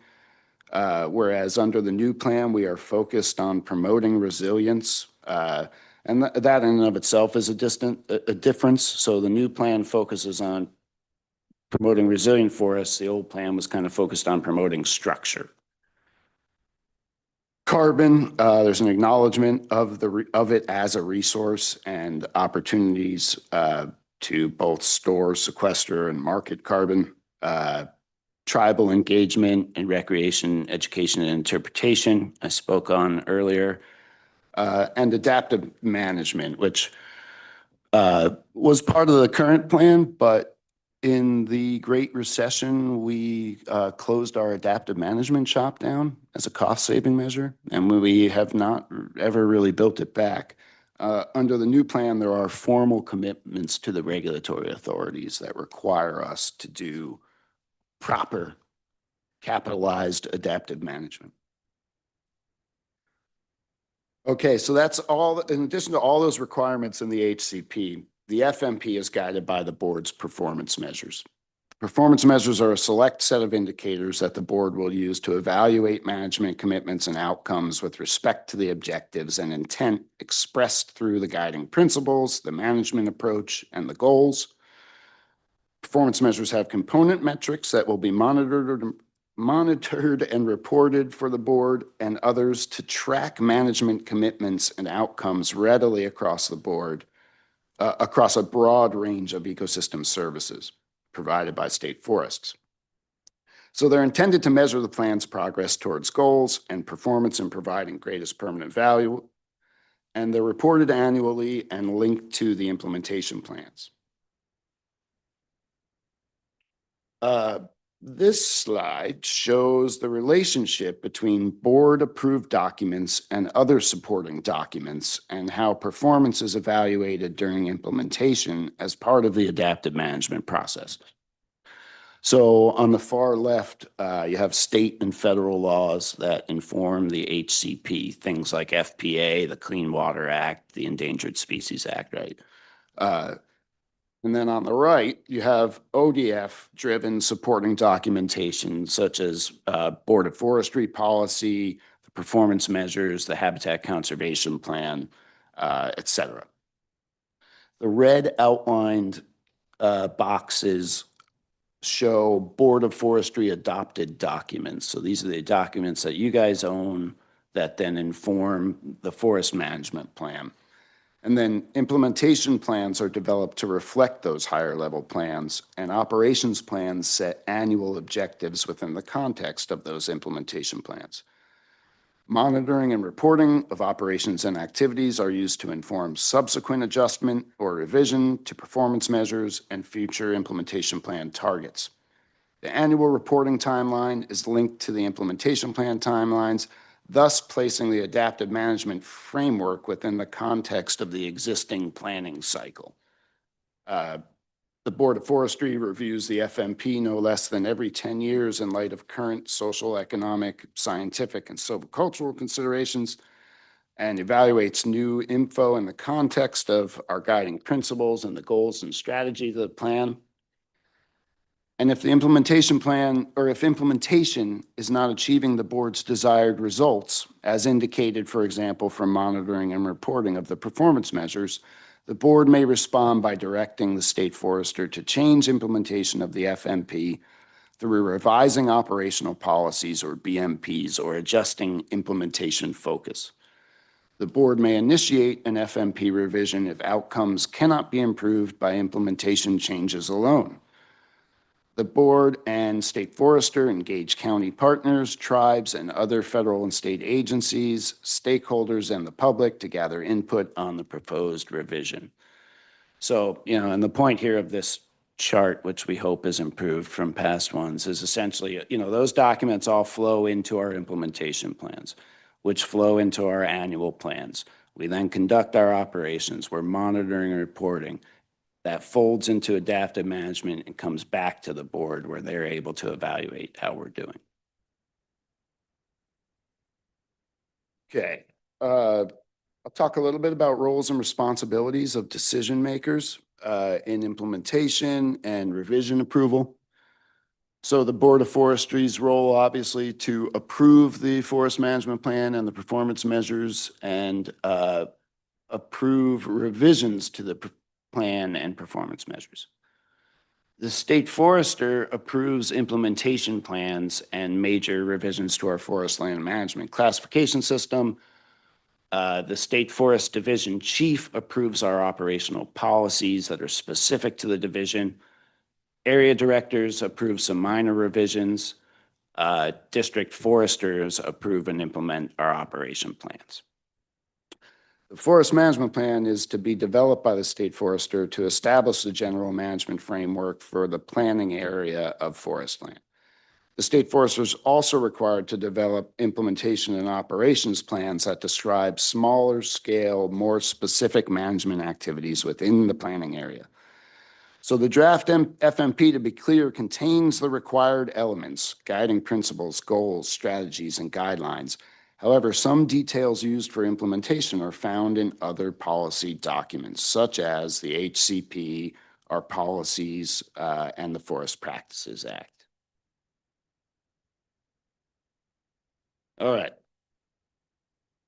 So I started my career here in the Pacific Northwest in 1998, doing owl and murrelet surveys for the Roseburg BLM at the supposed tail end of the timber wars.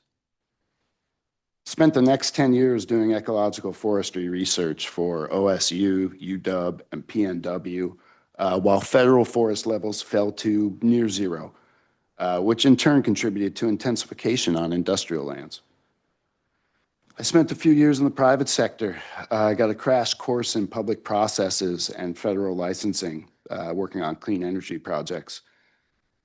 And over my 14 years here at ODF, this is the third draft plan that we've brought to you. My career was also bookended by the Elliott and the Jewell lawsuits, with the Lynn County and Coho lawsuits in between. I've seen a lot. I know you all have too. I'm telling you, in my expert opinion, this is the best plan everyone is going to get. I said earlier, it's a large conservation commitment. It is, in fact, the largest conservation commitment ever laid down by the state of Oregon. It does so while ensuring long-term sustainable harvest of high-value wood products for local mills and family wage jobs in the woods that support rural communities and cultures.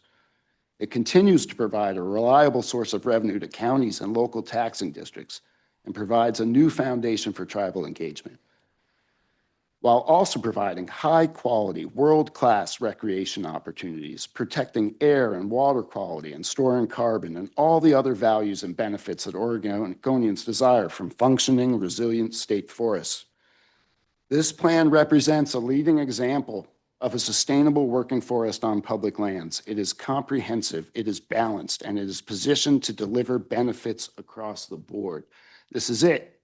This is win, win, win. This is how we find our common ground.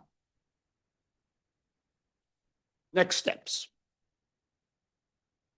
We started a new rulemaking for this draft with a comment period going from June 1 to June 30, and a public hearing will be held on June 23rd. We have a special board meeting scheduled for July 22nd to return to the board for approval of the final draft FMP.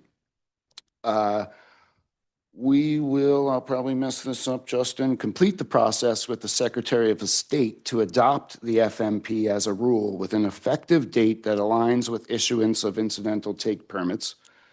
And until then, we'll continue to implement the current forest management plan. We intend to come back to you guys in September to continue the performance measures conversation and refine specific component metrics. And then we'll be back in January with modeled outcomes for the performance measures for the next IP, or reflecting the next IP, so that allowing the board to adopt, to make refinements and adopt the performance measures, leading to implementation in fiscal 28. That is all I have. Thank you for your time. We welcome any questions. Excuse me. Sorry. For the record, Justin Buttress, Policy Analyst for the State Forest Division. One minor correction I didn't catch in Nick's notes. The public hearing for the rulemaking is actually June 25th. I mistakenly put in there June 23rd. You did a great job on that presentation, Justin. Hey, I'm value add. He's here for Q&A. I just want to first say, I appreciate the personal history and you including that as well as, speaking both from your head and from your heart. And we don't get a lot of that. Thanks. Thanks. Okay, questions? I do. Thank you, Nick. I just, very good, very comprehensive, very clear figures and graphs. Thank you for reviewing that with us one more time. We have had a lot of discussion on the timing of the HCP and the FMP. Any more updates from the services on that? That seems to be my every meeting question. Yep. For y'all. Yes, thank you. For the record, Nick Palazzotto. So we just last week had what I think is our final, we have one more tomorrow, but essentially we're wrapping up our meetings with Fish and Wildlife Service, where we've been walking them through every line of the HCP. We intend to hand them a final draft of the HCP this month. Both agencies are still focused. It's still priority one. They're still positive that we will get through this and that take permits will be issued. NOAA is still in front, so they're just kind of waiting to get this final draft so they can finalize their EIS. Fish and Wildlife Service has started their BIOP. They need the final to complete it. We're still looking at, incidental take permits this year. That's what we've heard from both agencies. I asked them very directly last week, both of their project leads with higher ups present, if they have heard from DC that there's no intent to issue the permits to us, which is a rumor that we've heard that some lobbying in DC has gotten traction and we're never going to get these permits. And both agencies said, we haven't heard that at all. We have gotten questions from DC, which we've responded to, and it's the regional offices that approve these take permits. It's not DC. So they're on track. We're on track. Nothing's changed except that we continue to make progress. Yeah. Thank you. Thanks, Jim, and thanks, Nick, for your presentation and especially the historical account. Several of us have been through similar sorts of histories. A couple of general questions and then one specific question. So I understand that if the board approves this in next month, that the plan would become effective at the same time that ITPs would be issued. That's assuming ITPs are issued. So there's a question there. And you also talked about performance measures. And I guess for me to feel comfortable with approving the plan, I would like to see the plan become effective after the board has approved the performance measures and set targets for each one, so that there's a clear mechanism for accountability for the plan. And then the other general comment I had is that you referred to a lot of different documents. The HCP is the big one, but others, Forest Practices Act and others. And I don't know where to go in those documents to find what it is you're referring to in the plan. It's not clear. So if there's some way of having supplemental documents or somehow being able to accurately point to where in those other documents you're referring to, it would help the reader really understand what you're saying. And then my last specific comment, could we go back to the slides? Is that possible, or you? Yeah. You gave an example of one of the harvest units surrounded by all these other different land allocations. And then you referred to things that came out of the HCP, like the leaf tree requirements, and I think it was 2 per acre. Yeah. That diagram that you showed did not show, I don't think, 2 per acre, and it showed those trees scattered across the harvest unit, when in fact, 2 per acre, you could put, if you had a 50-acre stand, you could put 100 trees in one corner or along the edge of a riparian area, and there'd be nothing in the middle. And that doesn't meet the needs for quite a few species that use early successional conditions with leaf trees and snags. So It further specifies that they are intended to be within the unit, not at the edge of the unit. There's a couple scenarios where we're counting riparian associated areas. So where you're buffering extra, like around an inner gorge, will allow that to count towards the leaf trees. But in general, it's specifying, no, these are in the unit. Having said that, it's not every single acre that has to hit 2 trees. It just has to average across the unit. So it's the averaging across the unit that provides the operator the flexibility and safety to work around those trees. But it also needs more specificity if those leaf trees are going to achieve the goals of leaving trees in open areas. And this is a great example of, so there is some more language in the HCP that clarifies the intent there. But ultimately, much of this needs to be clarified in policy, in our own policy as we go out to implement on the ground. And we'll encounter things like that where somebody will be like, hey, my interpretation is I can do this. And if the answer is no, then that becomes part of policy, right? So there's still work to do there to get that clarified. You need to meet the intent that they are upland trees and that it's driven by there's sort of a biggest and best line in the HCP. So you're looking for large trees, old trees, et cetera. That moves you away from being able to just point to the place you want to. There's still a balance that needs to be struck there to make sure a sale is operationally feasible. So that interplay is going to take us a few years of biologists and foresters on the ground talking through it. Very quick follow-up.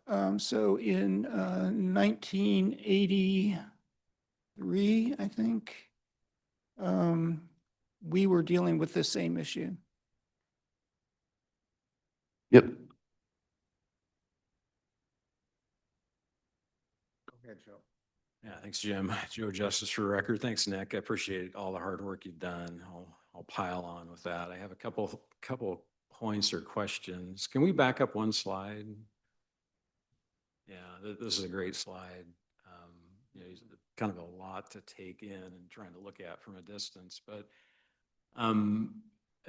you know, over the 70 years of in the planning horizon here for the Habitat Conservation Plan, there are areas within general stewardship that are getting quite old, right? And I think that's just worth pointing out, that in the planning, I'm sure there's a number of reasons for that. Do you think that that has to do with stay ahead provisions? Do you think that has to do with non-declining flow? Do you think that's not operable? What do you think that is? Not the stay ahead. So a lot of what you're seeing are inoperable areas. And then some of it can just be, yeah, the model didn't grab it, but that doesn't mean that we wouldn't kind of think. So the model might be leaving something out there that during implementation, we're going to actually get it. We won't let it get that old. But a lot of that is inoperable. Like if you look, you go up to the Kilchis there, come inland a little bit into outside the HCA's. All the dark stuff out, that's all Kilchis inoperable. And it may not always be inoperable is the other thing. Inoperable isn't inoperable. There's a feasibility element. There's a economic feasibility element. So it's like some of these things are there, but for a road, right? So the model is saying that that stuff grows. Much of it probably will, not all of it. I think that's worth pointing out. I wanted to just kind of, I think this is great, show that and have an opportunity to explain that, because I think that's not well understood by many. There are significant acres in the general stewardship areas that will get quite old and provide quite a lot of habitat in this planning horizon. My next question is related to carbon and carbon offsets. Nick, I really appreciate your responses back to me and our conversation, our interchange. I've had some interchange with Nick related to this, and I guess I'm going to give you an opportunity to make me more comfortable with this language, Nick. Okay, because there's a lot of second and third order consequences of entering into offset markets. Okay, and I think it is wise to track these markets and monitor these markets and see what potentially happens with them. But it's also to make me comfortable that these are truly additive to the revenue of state forests. And the language in the FMP, I'm not real comfortable that that's really clear. And I think we've talked about this many times. And I just want to give you an opportunity to make this board member comfortable with that language and as it's written. Yeah, I mean, as I've said, the phrase I like is like there's zero intent for it to supplant timber harvest. It is meant to supplement. And Mike Wilson, Division Chief, likes to say, if somebody wants to pay me for doing nothing, we're happy to do that. Or for the thing we're already doing, more importantly. And so our goal is not to defer harvest to enter into carbon markets. It's to look at the additionality that exists on our land base and see if it can't be monetized via our current, via board directed, yes, go forth, do these things. This is your IP, et cetera. Now, is there additionality? And will that definition of additionality change over time? And so some of the guidance we've gotten to date is that the conservation areas, because they are first and foremost for an HCP, that there's no additionality there. Should that definition change, we have 200,000 acres that are storing carbon out there that aren't being harvested, right? And so if you could monetize that, that would be advantageous to us. And of course, the money, we split the revenue with the counties as well. But no, so I mean, I don't know that I can get you there, except to say we have no intent of not harvesting trees to sell carbon. We have our harvest program. Are there any additional carbon benefits we could take advantage of? I think you're going to really struggle with additionality, inside HCA's, and frankly, I think I agree. I agree, but if we don't carve out the space, then we don't have the future opportunities, right? Yeah. So, you're probably not going to get me comfortable with the language, but I appreciate you going on the record again to talk through that issue. Yeah, like the others have said, appreciate your sincerity and authenticity, Nick. A couple quick comments responding to some of the earliers, and then I'll get to my main point.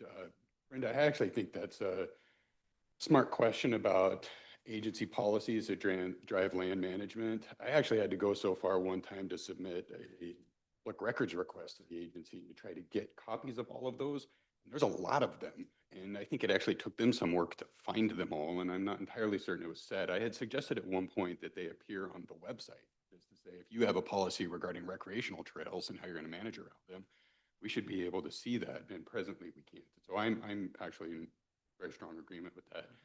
I'd also say here, with regard to this map, as we were approaching the HCP vote, as a matter of history, you can kind of see what I was trying to do. You can see, like in the north up there, those yellow areas that are like under 50 years old that are included within the HCAs. We were trying to move those out and then move in some of these inoperable acres into the HCAs to try to conserve these without committing so much acreage that was not otherwise old, at least not yet, right? That is to say, this plan is premised on, there's stuff that they've included here that's under 25 years old that may not have complex structure even within the permit term. They're grabbing productive they're grabbing productive lands that have been recently harvested in order to have this kind of complex suite of lands and connectivity that we didn't think were necessary. And the agency did it anyway, and it just kind of went. And so, fine. That happened, that vote happened, there really wasn't any jockeying for acres to be done, and now we're settled. And actually, we've got in the AOPs an example this time around where an HCA comes down past the road and we're gonna have to actually harvest through a stand of trees in order to get to across the HCA boundary, which is nuts, just evidence that the HCA boundary is drafted in weird places. Nevertheless, to my point, Nick, I appreciate your position that this is like the best the state's going to get, and you've worked hard to try and deliver on that. But we just had 45 minutes of presentation from you with specific numbers, with buffer widths, with lines drawn on maps, with real deliverables in terms of conservation commitments.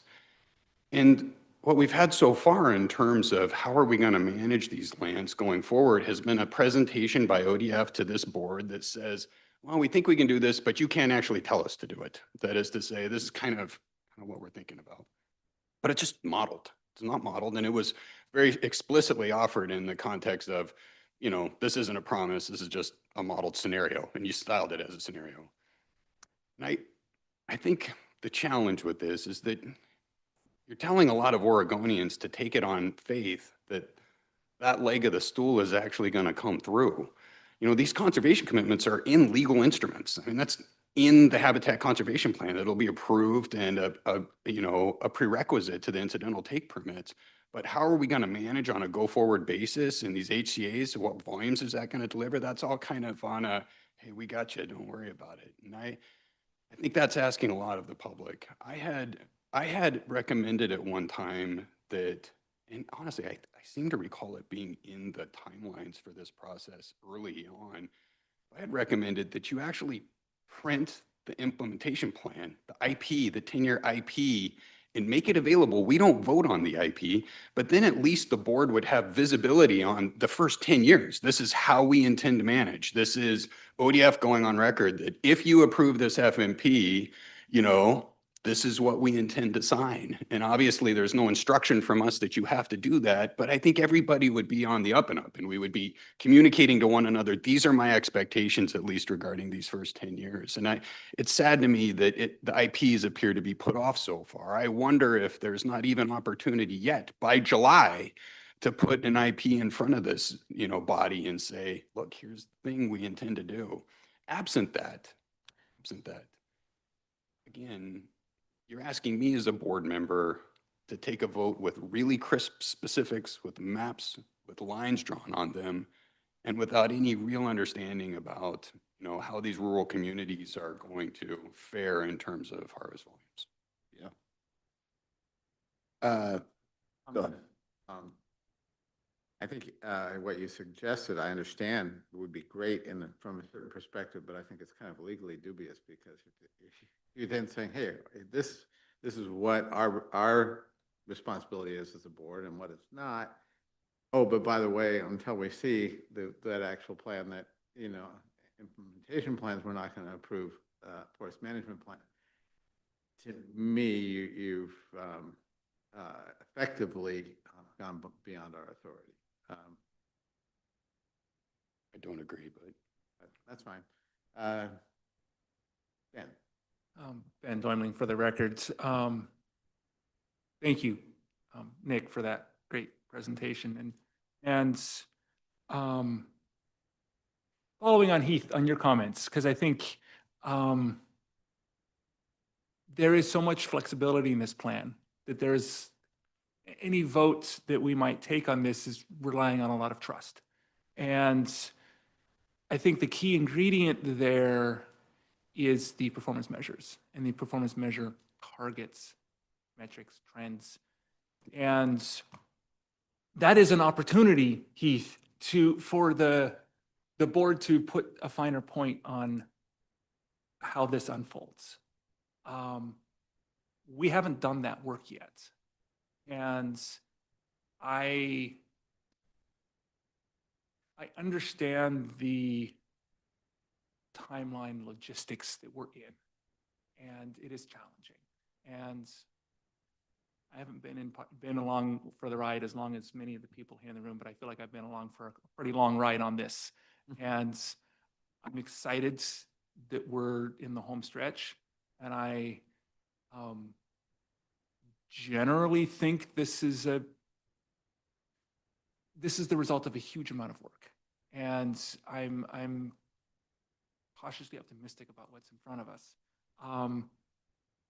But for me to have real comfort in this forest management plan, we need, as a board, to do a lot of work around these performance measure targets.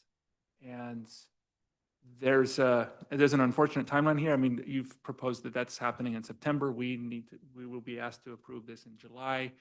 I guess I'm just making a public commitment that I see those as inextricably linked. And as long as I'm on the board, I'm very interested in exercising the board's authority in seeing these performance measure targets through and being something that is adopted by the board and is meaningful guidance and direction that the board exercises over this plan.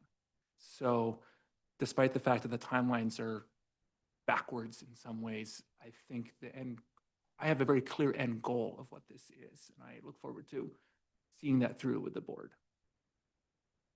it's, if I may, you know, I think that sounds right in the abstract. I'm very worried about how that plays out in the specifics. That is, say, I can imagine circumstances like a performance measure that describes leaf tree distribution that has real management impacts that we may not understand.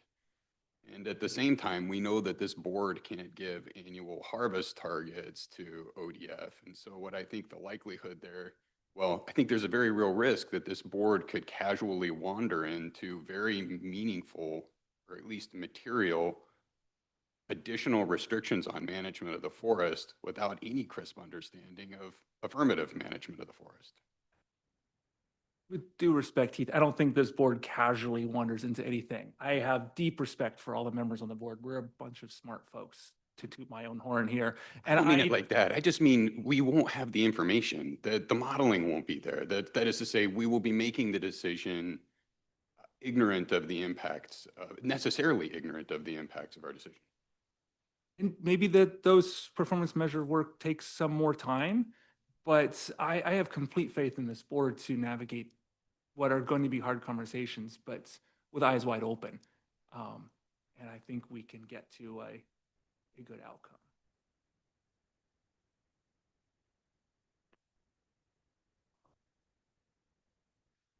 For the record, Nick Palazzotto, you know, even with that, like HCP timeline aside, if we were working on a new plan, the sequencing, I think, would be the same. We'd be bringing you an FMP that we need to get approved so that we can do an IP. so that we can do an AOP as soon as possible, right? And that's where we are today. We need to know that, yes, this is the framework for the IP, so we can model that. We've said, unfortunate as it is, that guidance at this point, we did bring those 4 scenarios. We all had a conversation that led to the scenario that we're now bringing forward, intending to bring into that IP. When we show up in January, if we're on track with the current schedule here, with those outcomes for all those performance measures, it's going to reflect that harvest level. So with the caveat of unless you change some trend in a way that then further constrains that number. If that happens, we'll flag that for the board and say, hey, this one, like that could have an implication and we're going to need to understand how that affects the harvest level. All of that needs to occur so that in fiscal 28, we have an AOP that reflects that harvest level. And so to me, I understand that the sequencing seems, there's a lot of uncertainty like over the first half of that sequencing. It should very quickly populate. The numbers you guys are looking for should very quickly come forward. And there's opportunities to adjust them, as you said.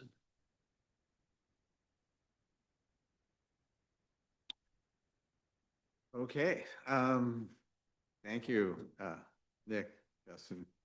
That'll conclude the part of the agenda. Appreciate it very much. Next up on our agenda before lunch will be a wildfire outlook and readiness report. I think we're welcoming Michael Curran and Ron Graham. Leave it. You guys take over.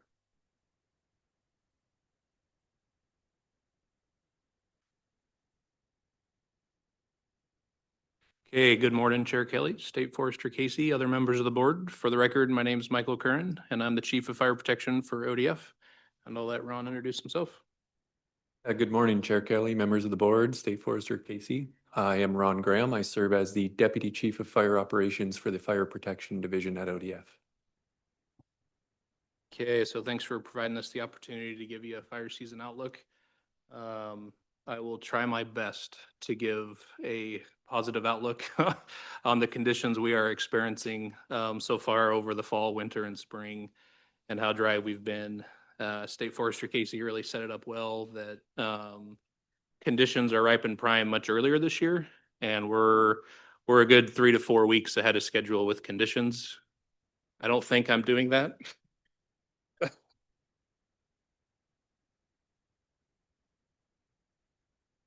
Okay.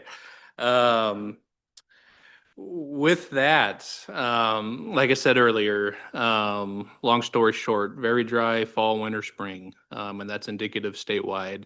New term this year that I've really have started hearing that I haven't heard much in my 20 years of doing this is a snow drought. And that's currently what the state of Oregon is experiencing. And that's indicative with this graph right here with our snow water equivalents. Anything below 50% in the state is bright red, or if there's actually no measurable data anymore, it's showing gray. So not the best outlook for us. And there's a theme that you'll see throughout this presentation.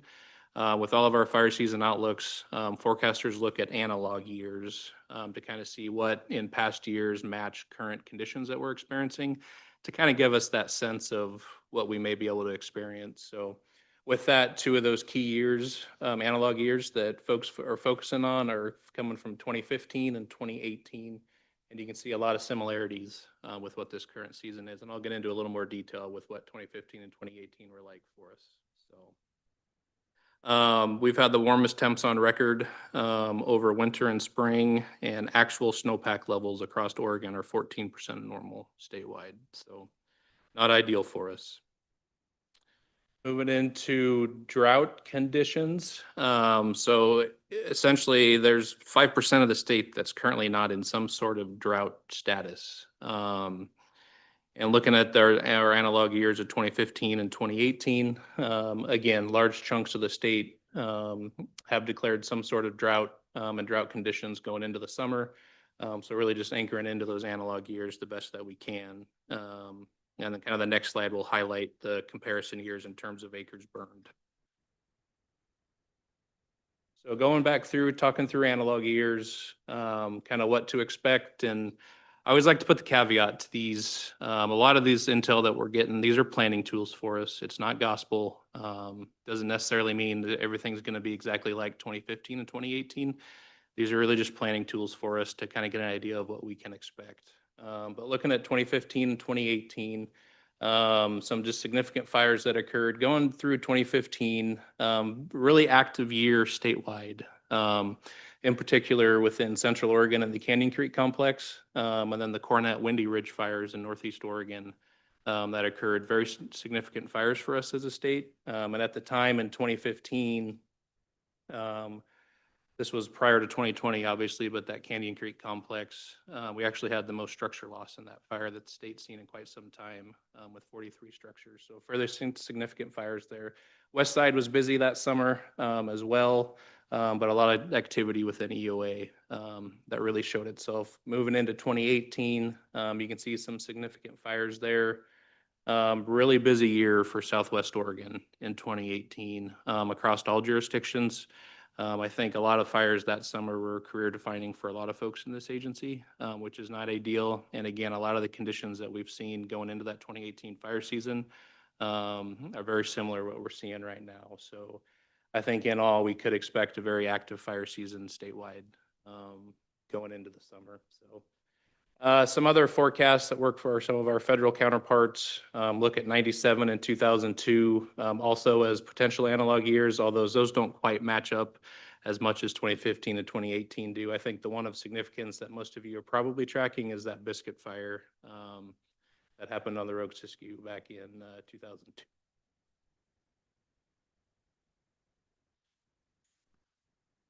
So moving into kind of a 3-month seasonal outlook from June through August, kind of anchoring into what we've been talking about already, fully expecting above average temperatures and below average precipitation for most parts of the state. The key take home for me for these slides, though, is just how wide scale some of this is, especially on that first one being with above average temperatures. That uncovers all of Western U.S. And starting to get into the southeast parts of the state and the East Coast. The red flag there for me with how widespread that is starting to get down into resource drawdown issues we're going to have with available resources to be able to use on fires. The Great Basin region, Northern Rockies region, even parts of Southwest still, they're just in bad of conditions as we are, if not worse potentially. So that's going to be a big thing for us to keep our eyes on, and just depending on how busy we get this summer, is really just how much available resources there'll be for us to be able to get our hands on when that fire bell rings, and to help manage our large fires that we get. With that, again, that just gets us through August. Again, those are planning tools. A lot of this will be determined just with how weather systems shape up coming into the state as fire season progresses. I have started to see some things well into September and October as well. And all signs are pointing to a longer than average fire season for us, and fully expecting fire season to extend all the way into October, well into October. But again, that's 4 or 5 months out. A lot can change between now and then, but all signs are starting to point to a longer duration fire season that will go well into October. This slide looks at the national significant wildland fire potential outlook. Nothing really different from years past. Usually in that June timeframe, we start to see Eastern Oregon come online in terms of potential for large fire. So as you see here in June, essentially once you get east of the Cascade Crest, significant potential there for large fire within Eastern Oregon and Central Oregon. And you can just see those red blotches get bigger across the state, and also across the various regions across other states as well.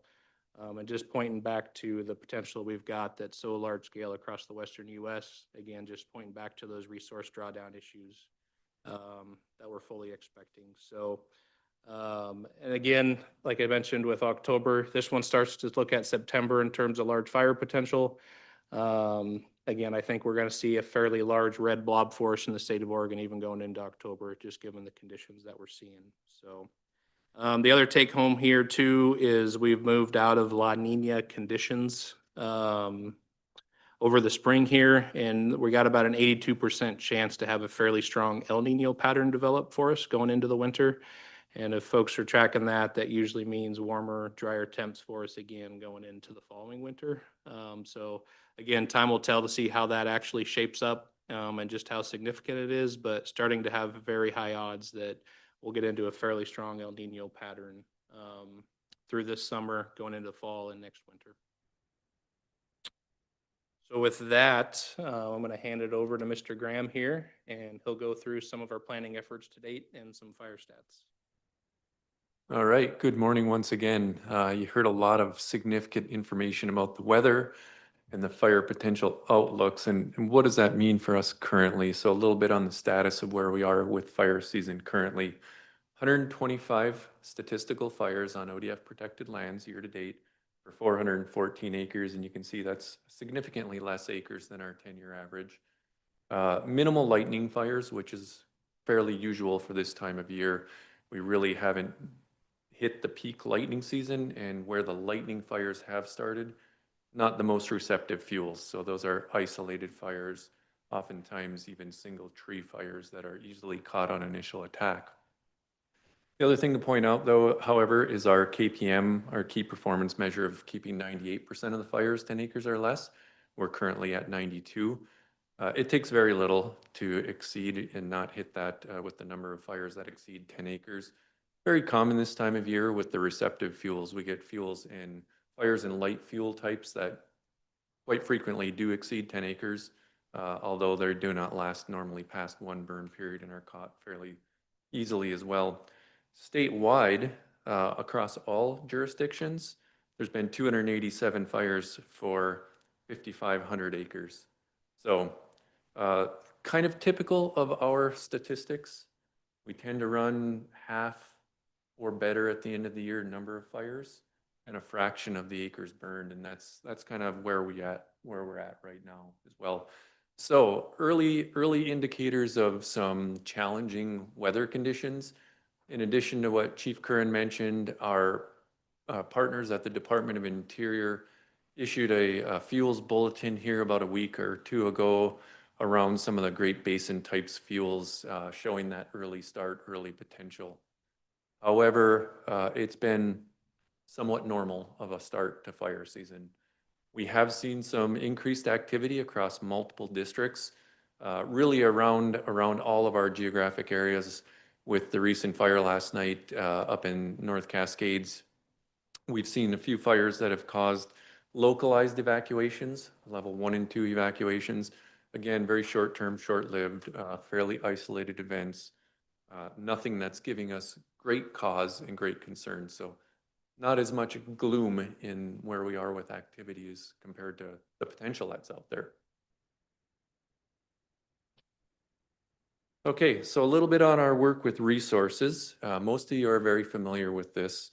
We have a very robust, complete and coordinated fire protection system where we use ODF resources from within the protection division across our districts and associations, as well as our contract community, our landowners, our forest industry workers, our other state, local partners, federal partners, and extending into our international partners through our Northwest Firefighting Compact.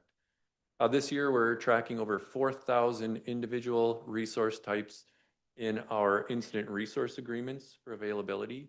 We also utilize the federal VIPER system for ordering resources as well. And again, I mentioned those local resources.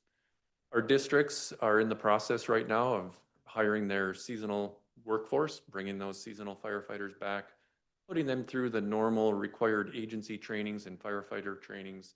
And of course, as I mentioned, they're also responding to fires as they do that work.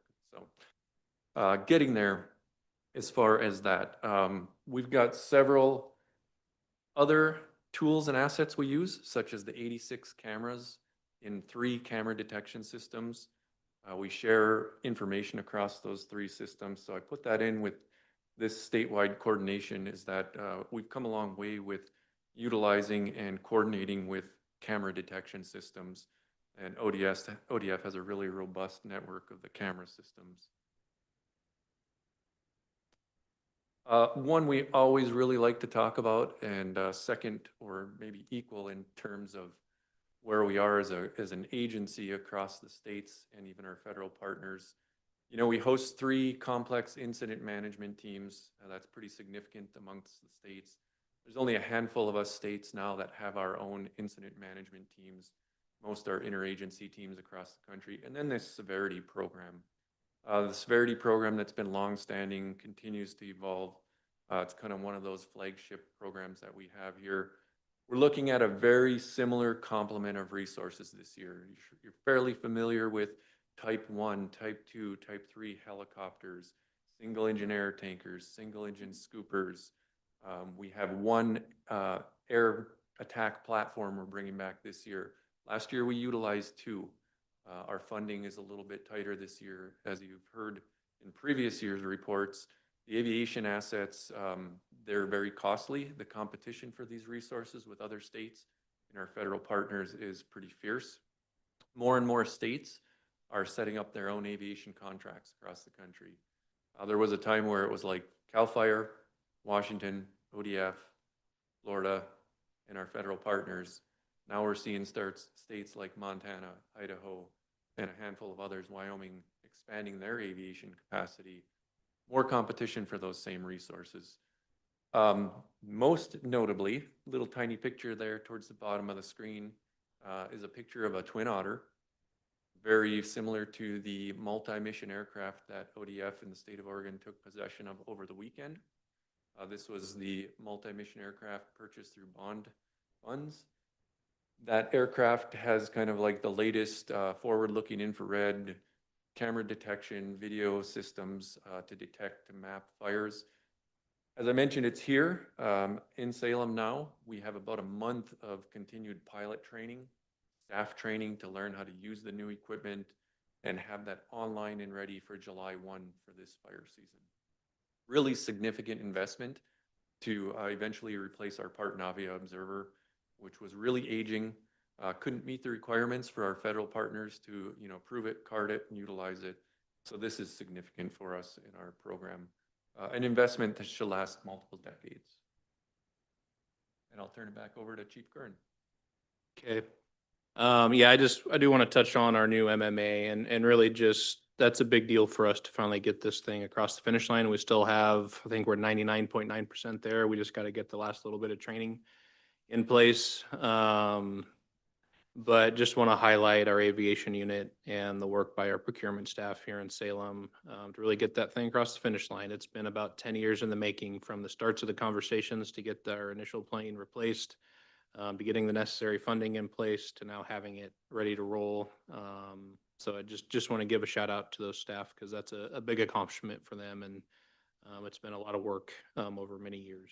So moving forward, last year we touched on some of the federal agency changes, and we continue to get quite a bit of questions in this arena, just given the pace of change that these agencies are experiencing, particularly on the fire program. So I wanted to provide an update with some of the high-level stuff that we know, and also answer any questions if folks have any more. But I do want to provide an update on the Department of Interior fire consolidation. So that has occurred. There is the newly formed agency with the United States Wildland Fire Service, that they're taking over all of essentially the fire program for the Department of Interior. So they've taken all the fire staff from the BLM, National Park Service, Bureau of Indian Affairs, and the U.S. Fish and Wildlife Service. And now they all work for the United States Wildland Fire Service. And at the same time, as of 2 weeks ago, the Wildland Fire Service also took over that line officer kind of fire decision-making authority for all of DOI moving forward. They're still working at getting all the seats filled with the positions that they have. But we continue to work very closely with them. They have a new geographic area fire chief that we know very well and are working very closely with.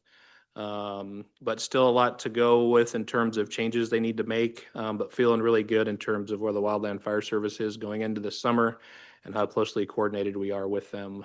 And we'll continue to be engaged with them as they make further changes and bring on more staff just to make sure that we're all on the same page.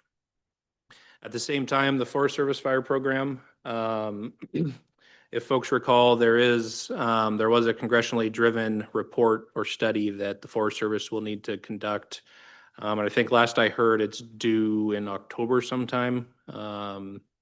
That essentially outlines the pathway and the pros and cons essentially of merging the fire program within the Forest Service within the Wildland Fire Service. So there's one federal agency that's in charge of fire nationwide. So a lot more to come with that report once it's due in the fall. The one nuance here, DOI was able to do it fairly quickly because it's all internal. The agencies are all internal to DOI.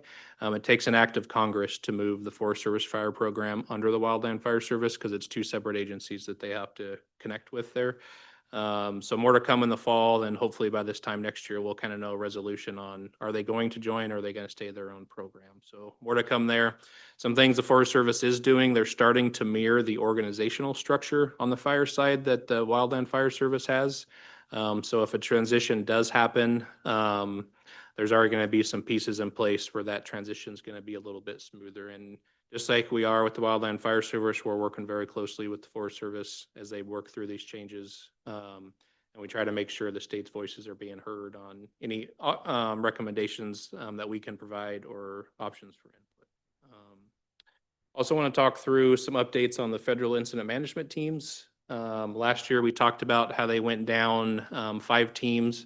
Well, they continue to go down. Instead of 41 teams nationally, they're down to 38 teams nationally. Good news for us, though, the regional teams is staying at 7. We do as far as the national level goes, we are seeing a slight decrease in available CIMTs, which can pose a problem given the fire season that we've had. But we'll continue to work closely with our partners.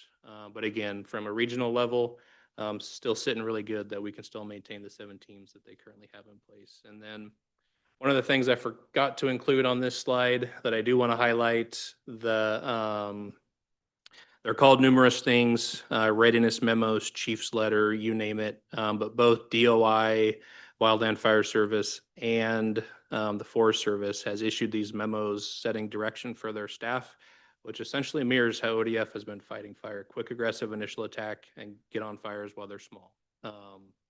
And we started to see that really come into play for us last summer. A lot of really good success stories on the federal side, and very clear direction going down to staff again this summer, which is really cool to see. So just awareness on that. Okay.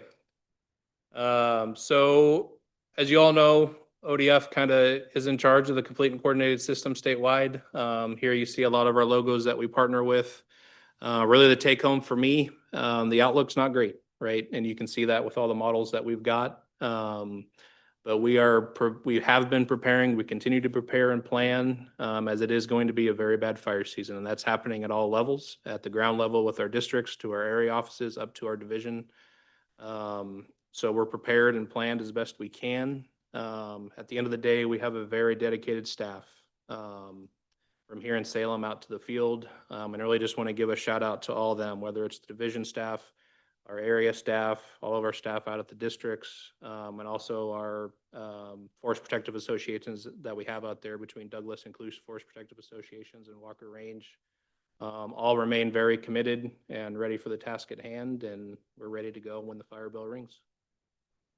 With that, I'll open it up for questions if there are any.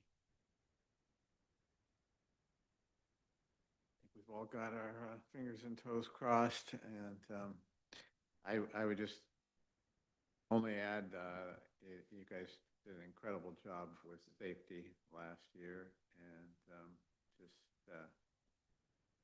hope that can be repeated. So important. Go ahead, Brenda. Yeah, thanks for the presentation. As usual, you seem to be on top of everything dealing with fire, so much appreciated. One quick question and then maybe a broader one. There have been a few research publications coming out recently about risk to workers in the field. particularly with smoke, but other risks too. And I'm wondering what steps are being taken to protect people in the field. And then the other question was, at some point, would it be possible to give to us a report on the application of prescribed fire and the acres treated and the distribution of acres across the state?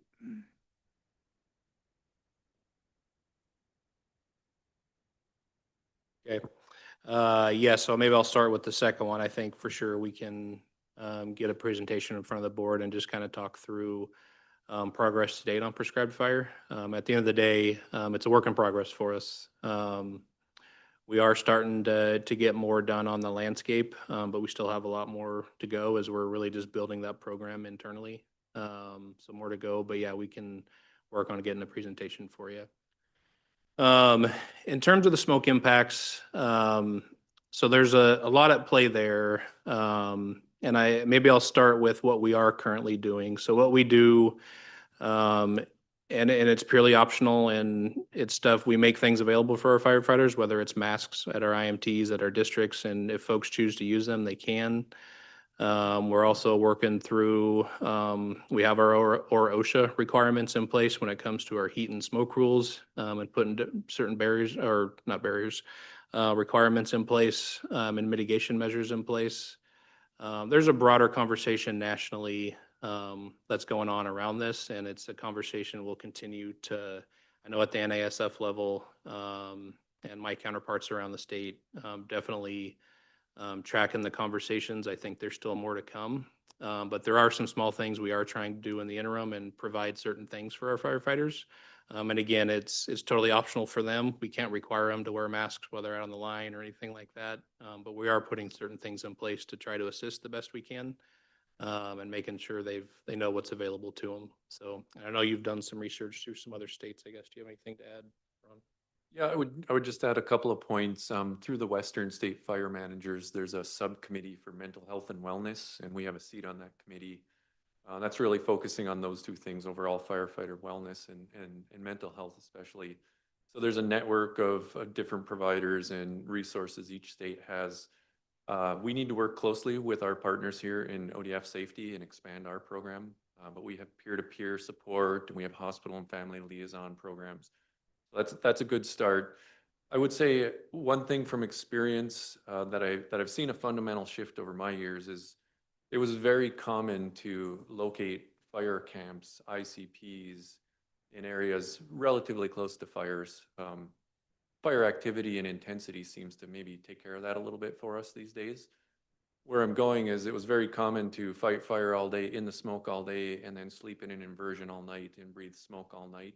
We're much more mindful, in my opinion, of that, of getting our people out of that, getting them into clean air. A lot of the crews will use environmental friendly sleeping units to help them recover. So there are ongoing efforts to those degrees. As Chief Curran said, you know, nationally with bigger issues around firefighter health overall, I think there's still a lot of work that needs to be done. Thank you both. You know, I just comment, you know, I owned a business when we developed a manufacturing plant in Portland, and so, you know, decades ago, we're dealing with these same issues of just making dust masks and other personal safety available, and I'm fully aware of how difficult it is when it's voluntary, because how unpleasant, particularly, you know, what people are doing in firefighting, and it adds to the misery. But I think making equipment just generally available and leaving it at that is a cop-out. And, you know, in private business, we were, you know, first of all, we wanted to do what was right for our people and not have them be exposed to things that were going to create health issues. Second of all, we had to protect ourselves because we were going to get sued left and right if we always just knew that they were in dangerous situations. But all we did, you know, in a court of law, just saying, yeah, well, we offered them protection, doesn't tend to work very well, not in the modern era. And so, yeah, I'm just going to say, I think, and I totally recognize how tough it is, but I think the world is at the place where we've got to move beyond just voluntary actions. Go ahead, Casey. Yeah, I just would like to add, the science isn't there yet on what is safe for wildland firefighters to wear as far as masking. They learned this a long time ago with firefighters who go into facilities, that are going into buildings, burning buildings. They have SCBAs. They've tested those over decades. Those provide safety in a short-term environment for people that are running into burning houses. For wildland firefighters, we're running up hills. We're long duration, 2 weeks to 3 weeks. There are safety implications and issues of potential burn problems with masks. So there isn't right now currently available an approved mechanism for us to provide. So we do provide personal protective gear for all wildland firefighters, from Nomex, that is safety approved, the boots, everything that you're supposed to wear. We don't have an industry recognized, and they are working on it. There's a lot of people doing a lot of science. So we do intend to provide that once it's available. There's just not a safe way to do it right now, because we can give them masks and those masks can provide other health issues that are unintended at this time. So we offer it as a safety mechanism until the science tells us what's the right thing to provide them with safety. I don't want to be insensitive to the challenges. I understand it's huge, but I'm glad a lot of people are working on it. It's got to change, I think. Go ahead. Yeah. Zach Power, board member. 2 questions. You said that you're going to have one less platform or air tanker this year. What are your plans to adapt to that, given that you see your surrounding states upping their needs? Yep. So yeah, we'll be down one less air attack platform from last year. In terms of impacts, we'll rely on our state-to-state partnerships that we've got, our federal agreements. We still have quick access to our federal air attack platforms that they staff, and a lot of times they're working in unison. And this statewide platform that we have that'll be located in Roseburg, that'll be a statewide resource that we'll move around wherever the biggest need is. So we still have access to other pieces of equipment in the system if it's needed. And if we get ourselves in a bind and we need to bring in more resources, we could potentially bring on another platform on a short-term duration based off with the severity funding that we have. So we have options available to us. We just don't have the necessary funding to have one on for a full contract period during fire season. Last year, also, a part of the challenge for us was the federal air attack program was anticipating some possible significant delays in getting aircraft approved, carded, and available. That's why we made the move to have 2 dedicated air attack platforms through the severity program. As Chief Curran said, typically we rely on internal and our partners, so we'll continue to do that. We found pretty good success having 2 of our own exclusive use air attack platforms last year. That would be really great to build for and to have, given the success we had last year. Just need all the funding. Yep, and if needed, it'll take some time, but we could transition our MMA into an air attack platform if that's really needed as well. So that's just an additional tool in our toolbox that we've got. Okay. And this is a question, this is not so much a question as a comment, but I saw the DOA. It breaks my heart in a way to just see the separation and the line decisions go, away from those land management agencies, because I think they're missing a lot. And my comment is, the firefighter employees and those series are just the tip of the iceberg. And you can go into any fire season, and like right now, if I walked into Southern Oregon, ODF, there's so much below that iceberg. There's when you have fires, you have contractors, you have administrators, you've got people, the receptionists working as a dispatch. So that all is so much more complicated and intertwined with a working land management agency than just the firefighters. So kudos to ODF holding it together, and we'll see how it goes in the future, but it just, it's going to be so much more complicated than just moving an organizational graph around. Yep. Yep. And this will be an interesting one to really watch it play out. Part of the authorities memo that came out when it essentially allowed the Wildland Fire Service to be that line officer. There's specific verbiage in there as well that they'll coordinate with the particular land management agency as they are making decisions. The how and what that will look like, we'll learn that this summer.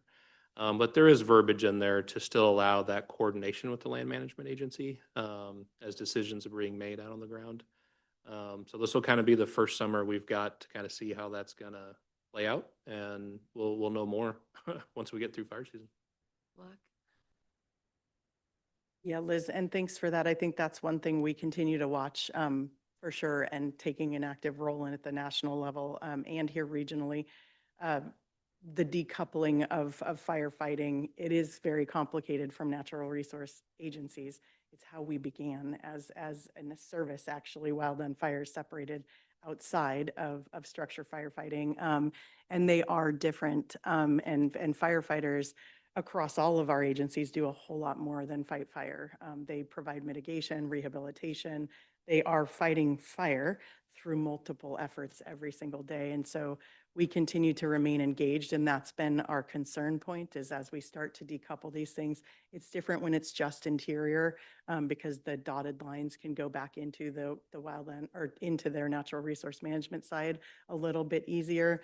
And I think that's why the study was called for the Forest Service.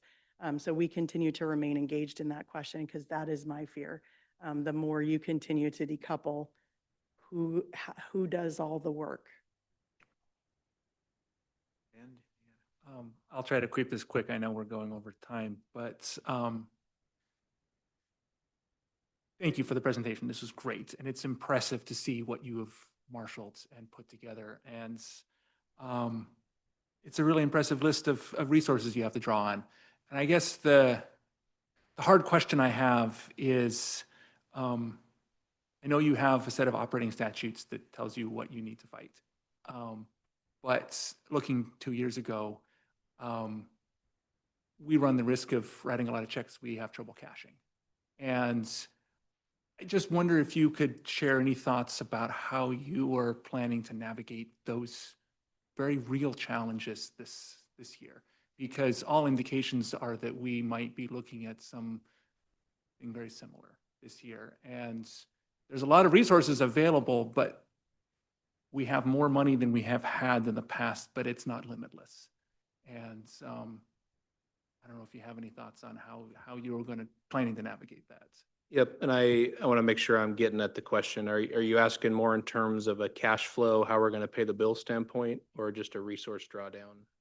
I guess it's an open-ended question of how do we pay the bills, and when do you make a call of we don't have the money? Yeah. Is that ever a call that you can make? Because these fire seasons are getting more and more expensive, and I don't know what the ceiling. There is no ceiling currently. Yep. And that's scary. Yeah. So I could touch on the cash flow piece. I'll touch on both, but and we'll talk more actually during the district budget presentation. We'll actually outline a lot of this, but 3940 did a lot of good things for us. We definitely still have some gaps, and we still can, a very real consequence for us is we can deal with cash flow issues again this summer based on how bad the fire season gets and how expensive it gets. But what 3940 did was create a fund for us, a large fire fund, and did dedicate general fund dollars to pay for large fire. However, those funds were put in a special purpose appropriation where we have to go ask for that once fire season's over. Ideally, long-term, we can get those dedicated dollars into our fund, because then that's cash on hand that we have quick access to pay bills. What 3940 did do for us as well is to create a little easier pathway for us to get lines of credit from the Treasury office, so we can get quick access to cash.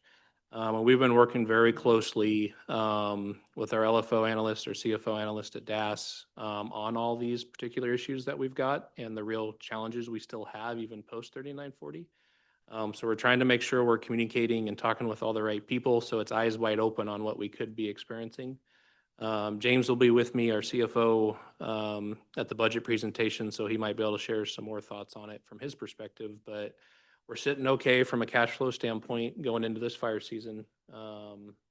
But that could definitely change depending on how quick we get large fires in the landscape and how quick we have to pay bills. But I'm feeling good with just all the conversations we've had to date. But at the end of the day, available cash flow, depending on how bad things get, can still be a real problem for us, just eyes wide open. So, and on the resource drawdown thing, yeah, I mean, that can be a very real problem for us.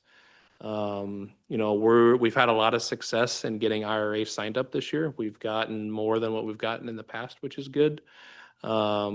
We've getting more and more state agreements in place to where we can pull on other states as needed. Yes, that swath of showing, you know, quite a bit of potential nationwide exists. But the nice thing is there's different parts of the country go into fire seasons at different times. So usually when we're in fire season, that opens up the Southeast where we can import folks from the East Coast, Florida, you name it. And usually as we get to the middle of our fire season or the end of fire season, Alaska's coming offline, Canada's coming offline.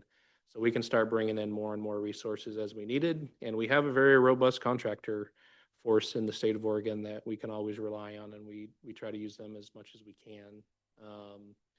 So, I mean, ultimately, time will tell to see where we ultimately get with resource drawdown, but I feel comfortable with where we're at, given all the various mechanisms we have in place to be able to import resources as we need them.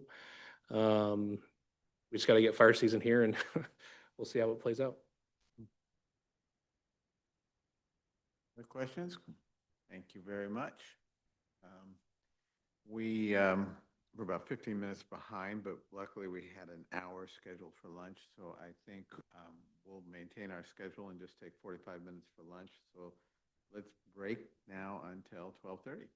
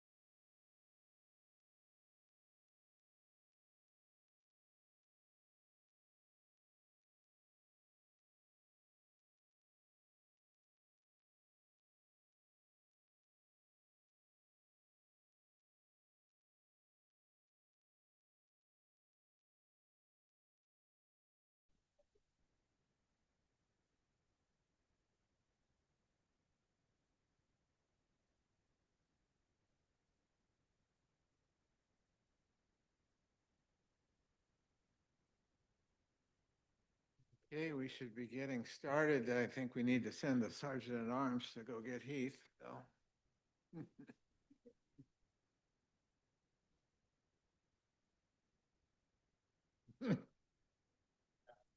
Look like a sergeant at arms, yeah.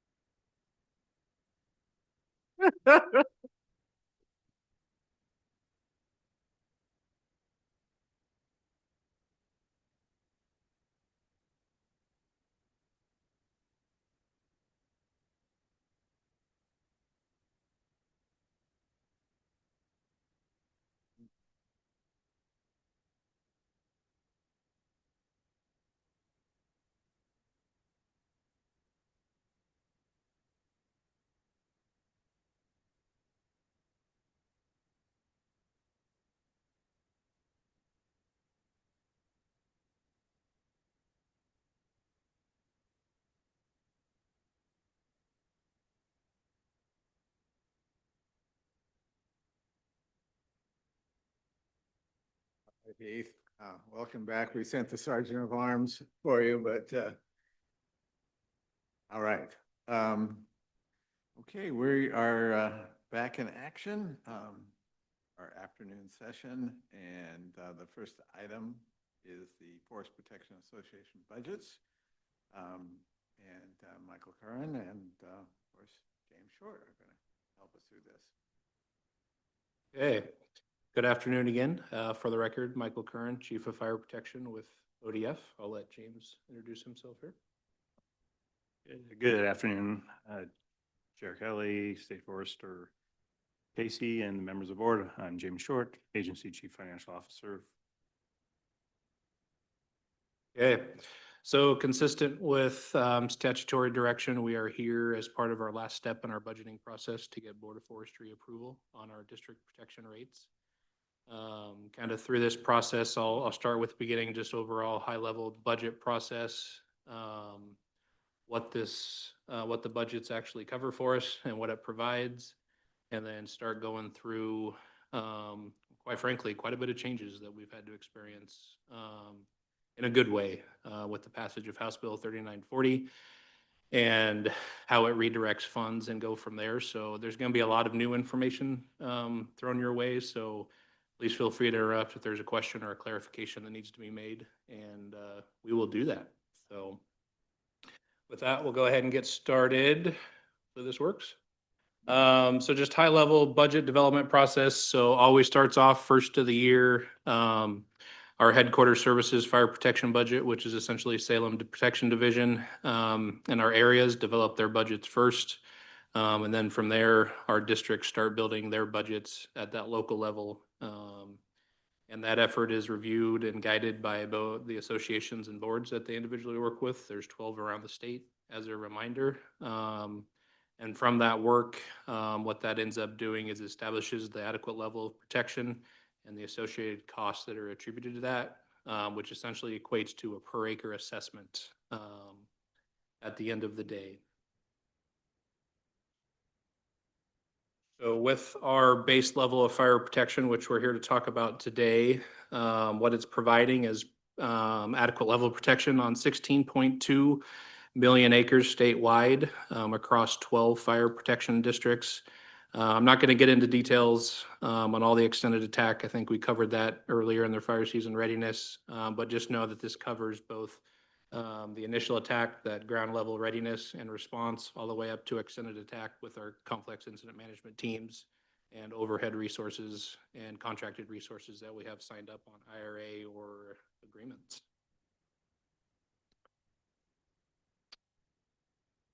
So here's where we'll start to get into a lot of the changes really that stemmed from House Bill 3940.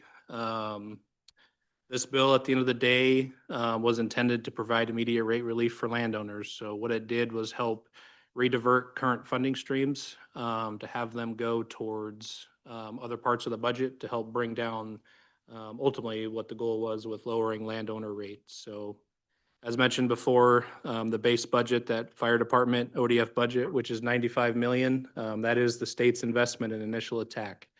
That's shared funding between public and private dollars. And then also with the passage of 3940, the Oregon Forest Land Protection Fund is now rediverting the funds that come into their account back into the districts to help offset landowner costs. With that, what 3940 ended up doing was pulled centralized administrative services out of landowner or out of the district budget so they don't impact landowners moving forward. That is all 100% general fund paid for. And actually, as of FY27, with the remaining 11.6 million we received in the short session back in February, that got us fully to be able to fully implement House Bill 3940 in the second fiscal of this biennium, which is a really cool thing to see and say out loud. So as we were pulling those Salem and area costs out of the district budgets, what it also did was redivert those Oregon Forest Land Protection Fund dollars. So a mixture of minimum lot assessments, improvement surcharges, and portions of harvest tax now is going back to the district budgets as a credit to help bring down landowner rates statewide. So now moving forward, as part of the base budget, you'll see the Oregon Forest Land Protection Fund being a funding mechanism for the districts to be able to utilize. That next tier that we have, that we've always shown, is the state's investment of our severity program. Historically, that was a mix of general fund and Oregon Forest Land Protection Fund dollars.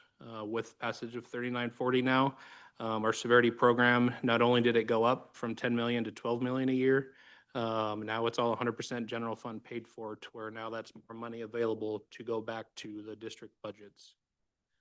And then moving on from there, we have our large fire and suppression costs. Historically, that was shared the first 20 million between the OFLPF and general fund, and then everything above that 20 million was all general fund. Now Oregon Forest Land Protection Fund is not part of anything large fire related anymore in terms of payments. Now that is 100% general fund moving forward. And a key delineation is it covers both large fire and suppression costs.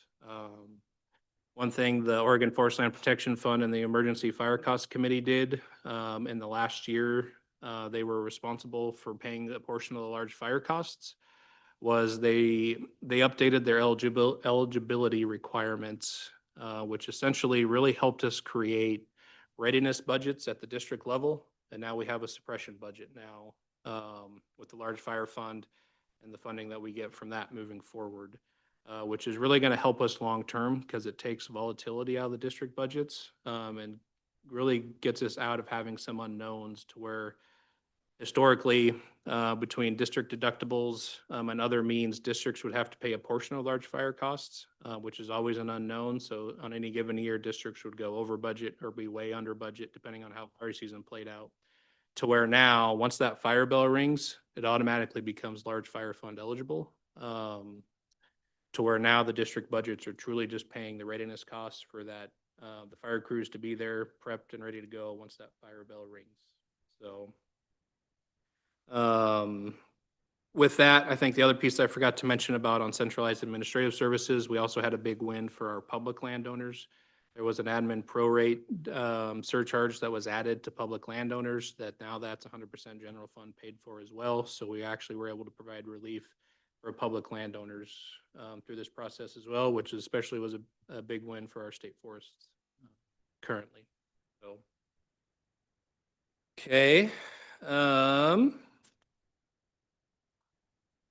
Going through, as we always try to do, we try to cover kind of our KPM, so 98% of fires, 10 acres or less. Just are we meeting this target with our current adequate level of protection budgets? 2025 put us at 95%, so we continue to not meet that target, with 2004 being the last time in recent decades that we achieved that 98% achievement. So it's still a mark that we're not quite hitting as we continue to deal with more severe fire seasons, longer duration fire seasons that we have been experiencing. So with that, we have been talking through our general fund divergence issue that we've had, to where our general fund is just not keeping pace with the commensurate resources that we need for that adequate level of protection. So I had James join me today to be able to give an update on where we're at with that, just to keep the board informed. So I'll hand it over to James to go through this slide. Thank you, Michael. All right. This slide provides a snapshot of the Protection Division General Fund budget for the 25-27 biennium and highlights why ODF continues to closely monitor their expenditures throughout the biennium. The legislature approved $66.6 million in general fund expenditure authority for protection readiness budgets, highlighted in the blue. As of today, the agency has expended approximately $24.8 million, representing about 42% of the biennial budget to date. While these expenditures currently appear to be tracking reasonably with the elapsed time, ODF recognizes that spending patterns are not linear and are influenced by operational demands, inflationary pressures, and personnel costs and wildfire preparedness requirements. In addition, district-level fiscal budgets for fiscal year 2026 and 2027 exceed the legislatively approved general fund budget, that's highlighted in the yellow, while these budgets represent operational needs and not expected expenditures. They highlight the importance of maintaining a strong fiscal oversight and ensuring spending decisions remain aligned with available resources. Several factors are driving ODF's budgetary monitoring efforts. First, the implementation of House Bill 3940 has significantly changed the funding structure for fire protection programs, requiring the agency to adapt our budgeting practices and better align the expenditures with available general fund. Second, the agency has implemented a variety of cost-saving measures in response to broader fiscal constraints, including vacancy management, internal spending controls, and ongoing review of discretionary expenditures. And finally, the protection program has undertaken a comprehensive revision of their division budget instructions to improve consistency across districts, strengthen the accountability, and better align the fiscal budgets with the agency's legislatively approved biennial budget. And based on current expenditures, a straight line projection suggests that the agency would remain within our available budget authority. However, when inflationary pressures are considered, the margin becomes significantly narrower. Using current expenditures and applying an inflationary factor, projected expenditures could exceed the current budget authority. While this is not a forecast, it illustrates why active budget management and ongoing monitoring are necessary.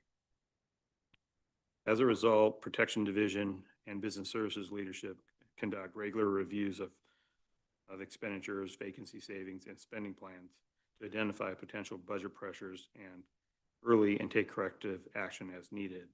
And at this time, the agency believes the budget remains manageable, but continued oversight is necessary to ensure ODF maintains essential wildfire protection services while remaining within the available resources and meeting the expectations established by the legislature and the board. Any questions?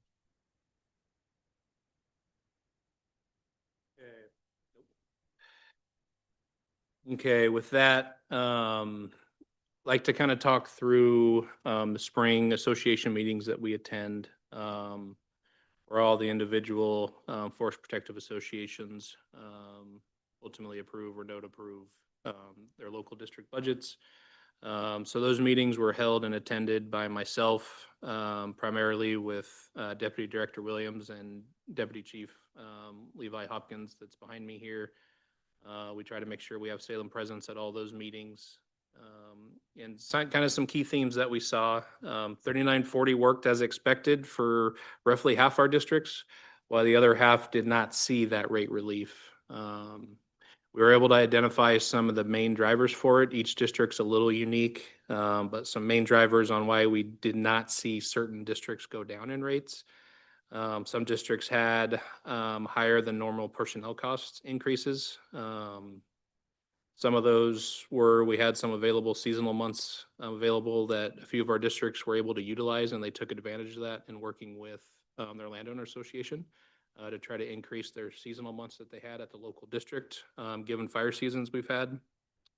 Another thing we're seeing too is the agency has been successful in getting capital improvement projects and bonding where we've had some districts actually that sold bonds for the first time. So now they're having to pay those back. So those were some unintended, or not unintended, but not expected costs that we saw a couple of years ago that districts weren't used to seeing. And then another thing we're tracking closely and working very closely with the counties on. We do have some counties around the state that we are collecting less revenue from. And we're trying to work through some of the reasons why that is. And it's not that we'll never see that money. It could just be whatever's holding it up. Instead of getting it this year, we'll get it the following year. So it'll just get roped into our ACC process, which tracks our funds year over year, and it's that balancing the checkbook per se. But we're starting to see some instances where what we generally have estimated to bring in for revenue, we do have some counties that are below that target. And again, we're trying to diagnose those problems the best we can, and each county is unique and different. So we're trying to see what the individual drivers there are. But those are some of the big drivers we've noticed out the gate this year of why some districts didn't see their rates go down. So I think the other piece we'd talk about that was really a big topic of conversation, and we tried to talk about this with the pre-boards. I think most of you know this already, but we have a very complicated protection budget. Lots of different revenue streams and funding streams, and we have to track all those differently. And when you throw in offsets that are coming from various buckets of money, those have various different impacts to the budget. And when you pull one lever, it's going to impact another one, right? And really 3940 did a lot of really good things for us. But one thing it really did identify is really put an even bigger spotlight on, we have complicated budget process. So been working very closely with the landowner community and with the Emergency Fire Cost Committee to where moving forward between Business Services and Protection Division, we're going to put together two work groups. One's really just getting started now. The other one will kickstart in the fall, which will have landowner involvement in it with OFIC. Then EFCC will be involved as well to attribute for those landowners that are paying into the minimums and surcharges and the harvest tax. But really taking a look at our rate pages to see how we can really make those to be more understandable and better easily track all the different funding streams we've got. And hopefully make that a little easier for everybody to understand. And then we're also going to take a look at, in the fall, when that work group kicks off, really looking to see, do we stick with a fiscal protection budget or do we move to a biennial protection budget that covers 2 years? So it better aligns with our biennial authorities that we're given to from the legislature. Obviously, that will take some statute changes because right now by statute, we have to come get permission to get a per acre assessment approved by the board every year. So that's going to lead to a lot of work downstream depending on where we land with it. But just know we are putting two work groups in place to try to address some of the burdensome issues we are seeing with our protection budget. And at the end of the day, just trying to make it more understandable for everybody involved and just hopefully make the process overall easier. So it'll be a pretty big work effort by those two groups, but looking forward to getting under the hood and kind of seeing what we can do there. So.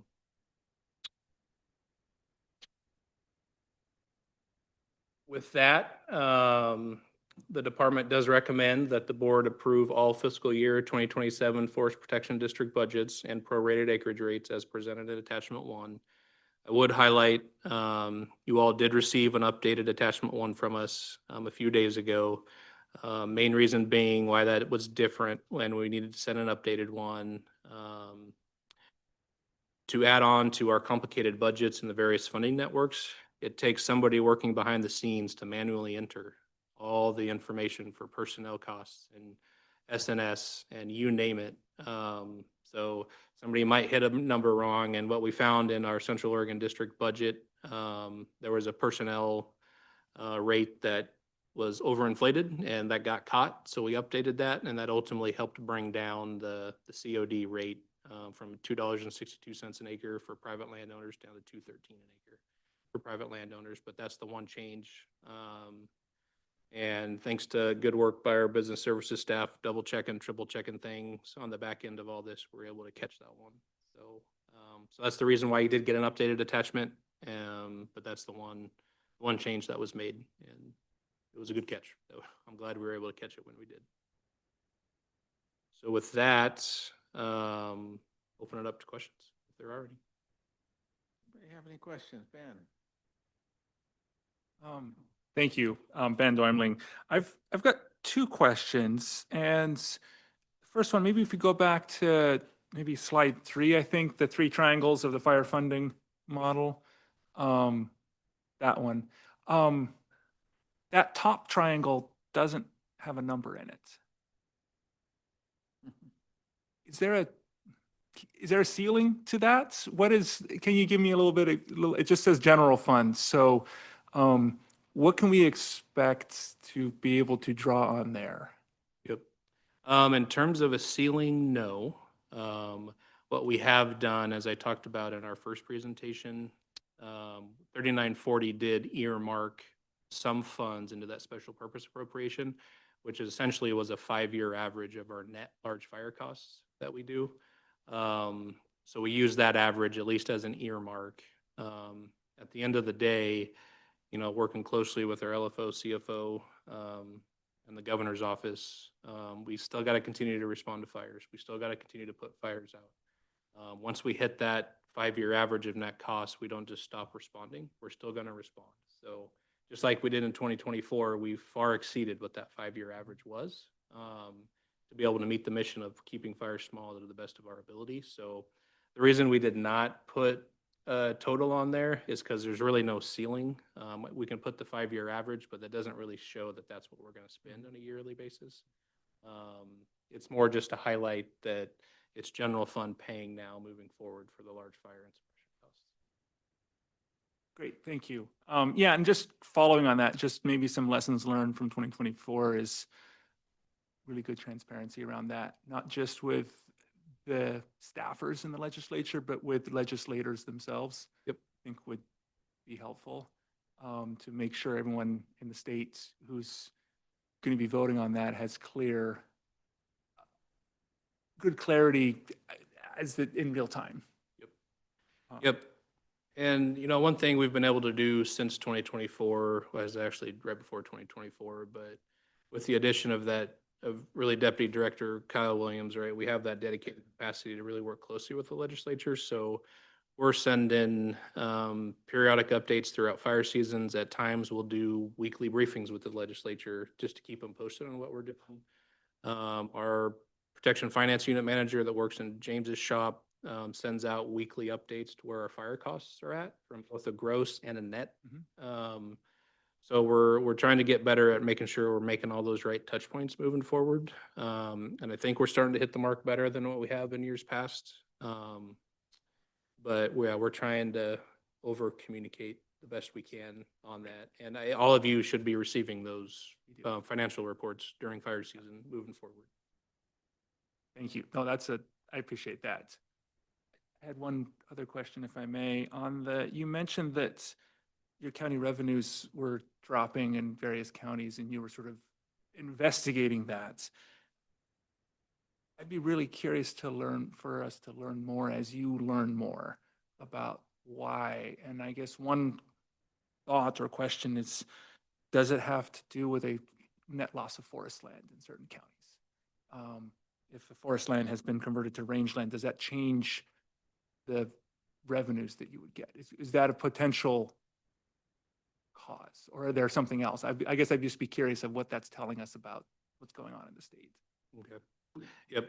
I'm not tracking that particular issue as of now, but I think that's something, especially if we're not meeting our target in some of the counties, we can just build into this presentation moving forward and try to highlight some of those factors as we learn them. Just really curious. Thank you.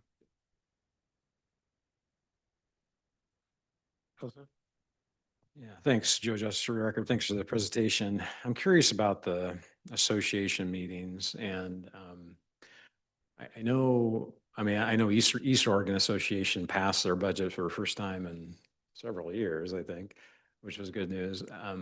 One of the things that even with these budget committees and these associations is the feeling that getting their engagement in the process and getting them to buy into the process, because I think it's really important. I know that association, some budget committees are struggling with membership and struggling with participation. And I'm just curious, because I recognize how important that relationship between those landowners are and the department, and kind of maintaining that culture and maintaining that engagement. And if you've given any thought to, I guess, helping those associations and budget committees continue to stay engaged and continue to stay in the process. No, that's a good question. And one thing I failed to mention too, we did have a few associations submit letters to the state forester that are also part of your board packet for some feedback from the associations as part of the overall budget process and some other items. But yeah, that's a real challenge for us. I think not all associations are created equal. We can show up to a CFPA meeting and they have well over 100+ people as part of their membership at those meetings, and it's a full room that you're having to present in front of. And then you go to an Eastern Oregon Forest Protective Association, and membership is dwindling, and they're having a hard time finding folks. So I think everyone's really grappling with this issue right now. I think everyone's trying to learn together how best to how we can improve participation to the best of our ability. I don't think I have any real answers in terms of, oh, we're doing this and we know we're going to get more. I think it's something that between myself and Kyle, we've talked with OFIC about this to see what can be done. I know local associations are working with their local district foresters to see what other types of outreach is out there. I heard even some associations maybe trying to engage with OSU to see if they have a mechanism to be able to get more word out of potential membership. So it's something that everyone's grappling with right now and really trying to figure out what is a good way to get word out there of this. I remain fully committed that, I really want to keep all these associations intact. It's core to our mission to be working very closely with our landowners. So I'm committed to trying to help solve that issue. We just don't have that kind of silver bullet per se of how to fix the issue right now. Yeah, I would encourage you, your district foresters are really critical to that. Yep. Those district foresters out in those districts and their relationships with landowners is something that I just can't reinforce how important that is. Though that kind of that person in the community that is there and speaking and talking with landowners. And I would encourage you to put that on their radar if they don't already know that, reinforce that, because that can be a very, very effective tool to increase that engagement and making sure that we have participation in those associations and buddy committees. I fully agree. Thank you.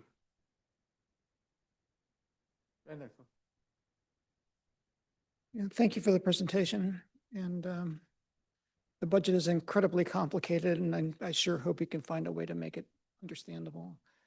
A question about the target of, I think it's 98% of the fires at 10 acres or less. Is that right? Correct? I have to ask how reasonable that target is these days, given the changes in fire season, fire intensity.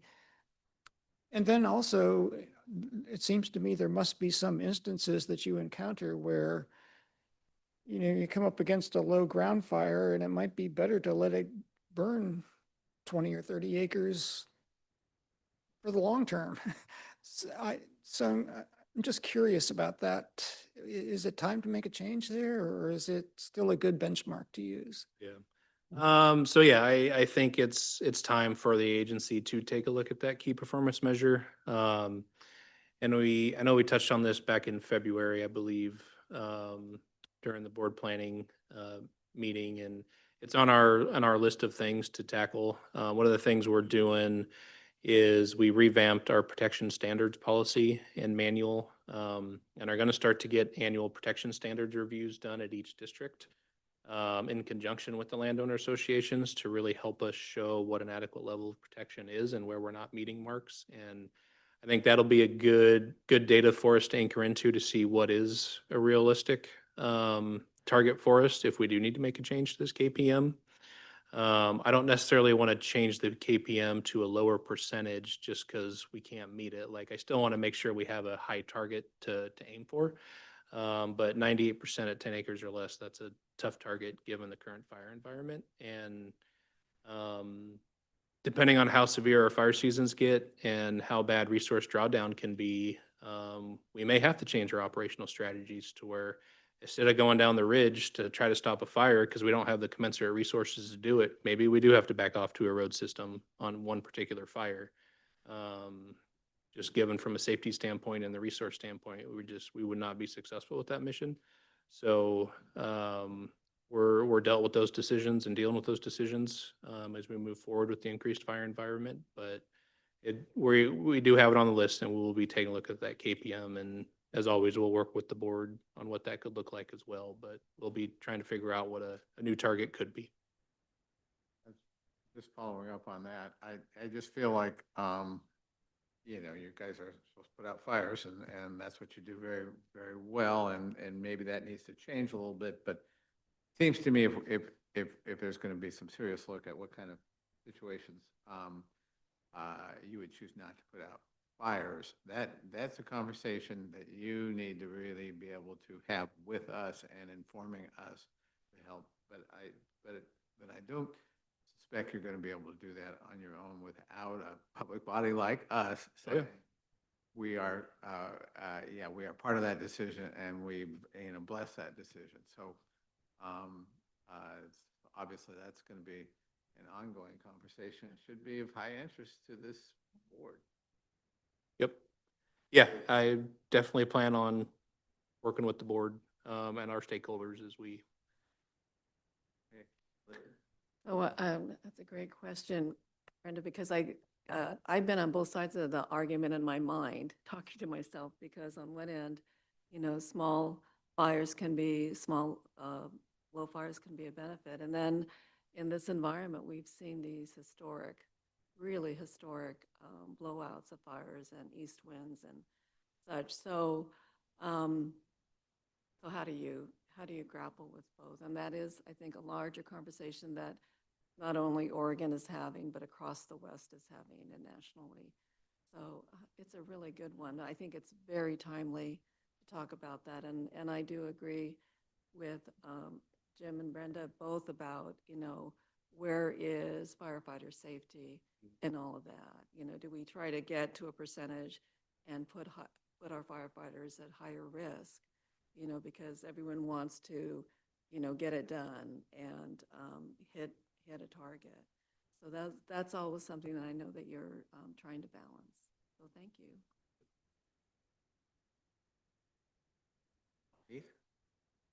Well, I guess I too look forward to that conversation. I've often had that same impulse, like where is it okay to let it burn? And usually I land on it's okay so long as it's somebody else's property. That is to say, when it's your forage for your livestock and you're feeding your kids, it takes on a somewhat less academic complexion. Oh, sorry. You can go first. Well, I was just going to say, and to me, I don't know if the conversation is necessarily around we're going to let fires get bigger. To me, it's trying to find that balance of let's do the work to increase pace and scale of prescribed fire. So we're putting fire on the ground at the right times of year instead of trying to manage fire in the middle of August to maybe increase acres burned because we think it might be good. To me, let's work through our prescribed fire framework and let's go treat those acres, that 30, 40 acres that Brenda mentioned in the spring or in the fall, but not do it in the middle of August. So to me, that's where that conversation really needs to be. And it's going to work in unison with the mitigation aspect of the business now and prescribed fire, while also actively suppressing and attacking all the fires that pop up during fire season. Yeah, I think this is something that every agency has grappled with for a long time. And it is unfortunate sometimes that we put such strict boundaries on ourselves because the answer is there's a lot of fires that start even in fire season that can be managed for resource benefit. The issue is you have to know where that is in advance. You have to plan ahead. It's not everybody's land you're going to do this on. It's not under there's very specific conditions, and you have to look at it as though it's a prescribed fire. So keeping it manned, making sure that you have the personnel to keep it, you have to have boundaries. It takes a lot of planning ahead. It's been successfully done in many locations across the US. We had a fire in Nevada in the wilderness. We managed it for 100 and some days, and it did exactly what we wanted it to do, but we staffed it every day. And so I think there are times to do it, and the new shift in the Forest Service's language is a little bit unfortunate. I get why they're doing it right now, because they're restructuring and they need to maintain safety and effective, first response. But there does have to be some forward thinking and some planning that goes into that, where if we could see that that was a benefit, and it has to be mutually agreed upon.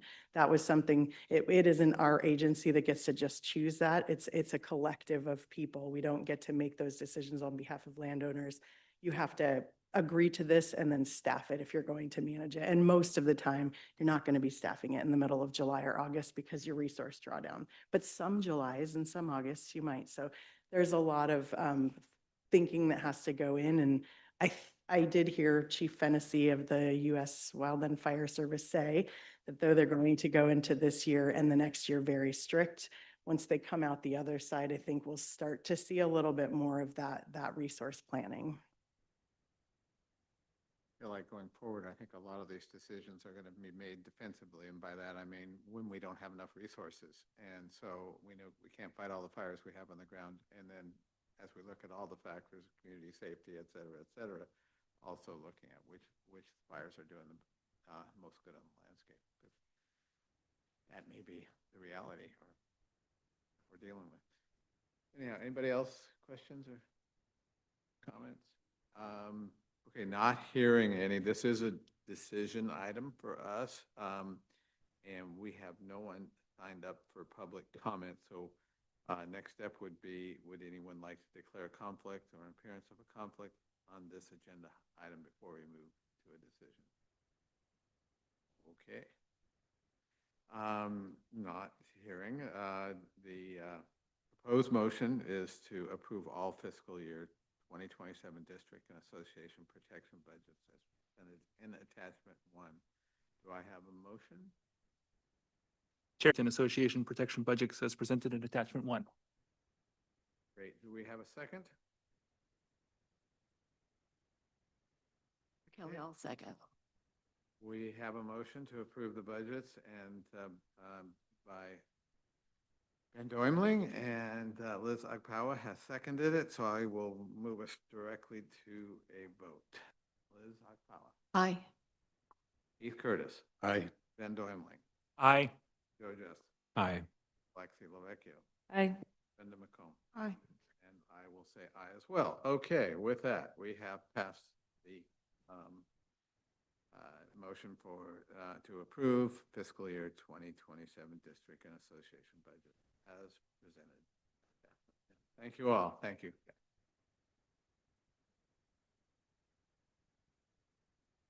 Okay. Next up is closing comments before you start beating up on me. So that's it. Any closing thoughts from our day here? New subjects? Anything? Quiet bunch. Okay. All right. So, believe it or not, before the next step, I have a few things I would like to say. Can I do that?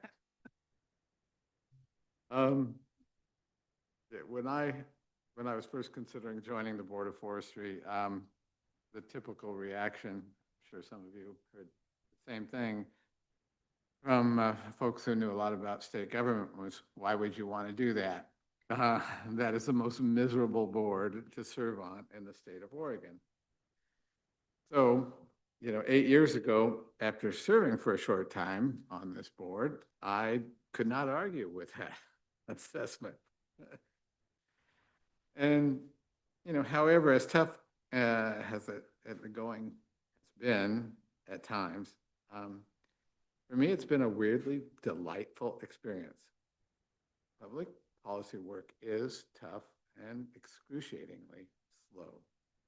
Think about the fact that the state has been trying to do an HCP, I believe it's since 1992 on our state forest.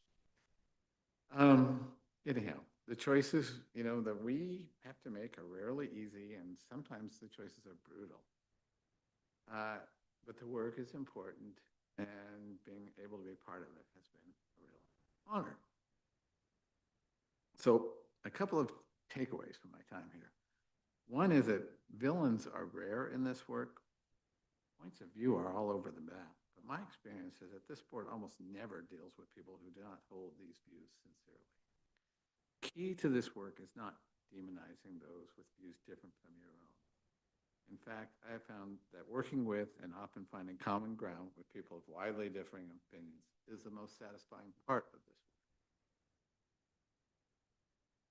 Another thing is, what we do here is politics, and it is not dirty. The governor appoints board members that should be representative of the people of Oregon, and the Senate confirms.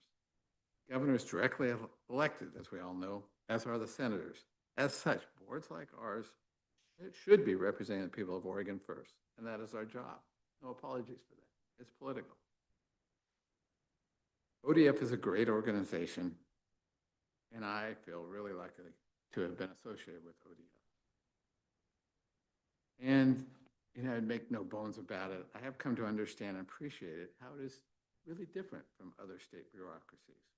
With roots in wildland firefighting, the, quote, get it done culture and attitude is a strong and an invaluable foundation. Yeah, I also would say that that culture can sometimes get in the way of progress.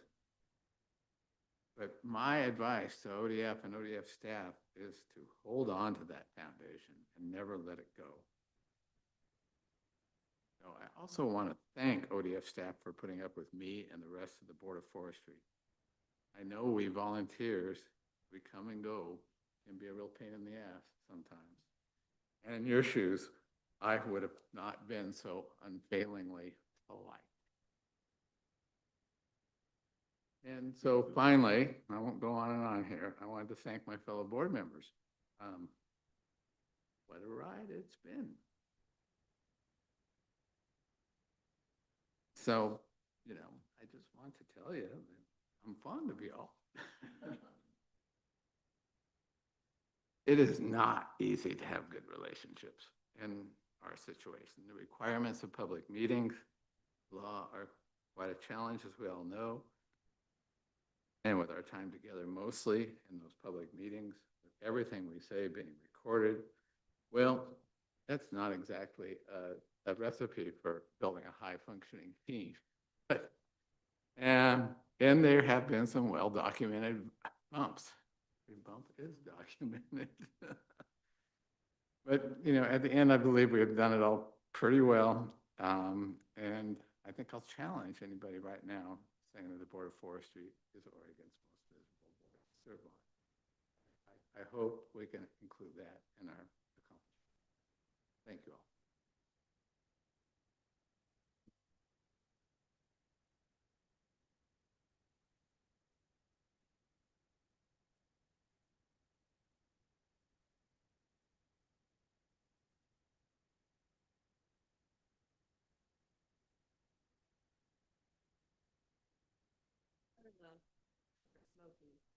T-shirt, and so we have one for you.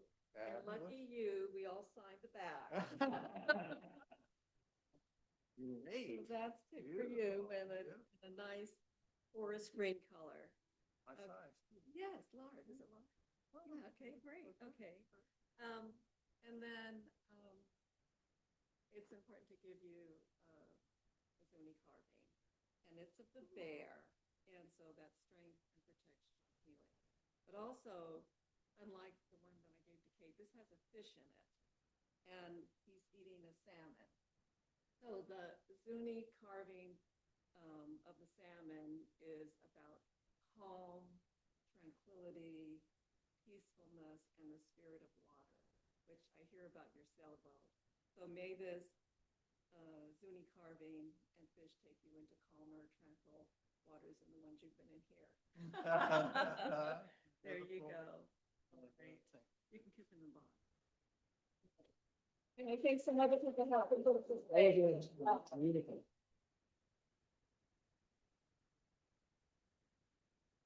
Well, as we go around, Jim, it's been a pleasure.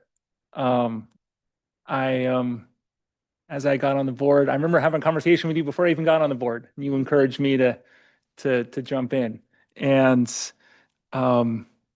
you've been a pretty steady hand guiding this ship in my tenure on the boards, and you've been a real mentor to me as well. So thanks for steering this ship in these past many years, and I hope you have a wonderful time on your boat. Okay, Jim, what can I say? Always agreed with everything that I've ever. Yeah, that's right. We've always agreed, right? Well, there's been times this has been fun. There's been times this has been funny, and there's been times this has been not fun. And I appreciate your words that you talked about. It's been quite a roller coaster ride. And I always think back on our first meeting, Brenda and you and I went to in the retreat. I think it was our member up here in Salem, and how I think the three of us walked out of that room going, "What in the world did we just sign up for?" But and I just think back on all the interesting. Everything has been just very, very fascinating, very interesting, through the HCP process, all the public testimony, all of the meetings, the meetings and sisters, that was quite, remember that one? So it's been quite a ride, but I really appreciate your commitment to this board, Jim, your leadership, and really, frankly, how this board has changed as a result with your leadership. But I mostly really appreciate, your humor and your friendship. And I hope we can continue to have that friendship in the future. I'm sure we will. And good luck on the boat. I want to be invited to the ITP party.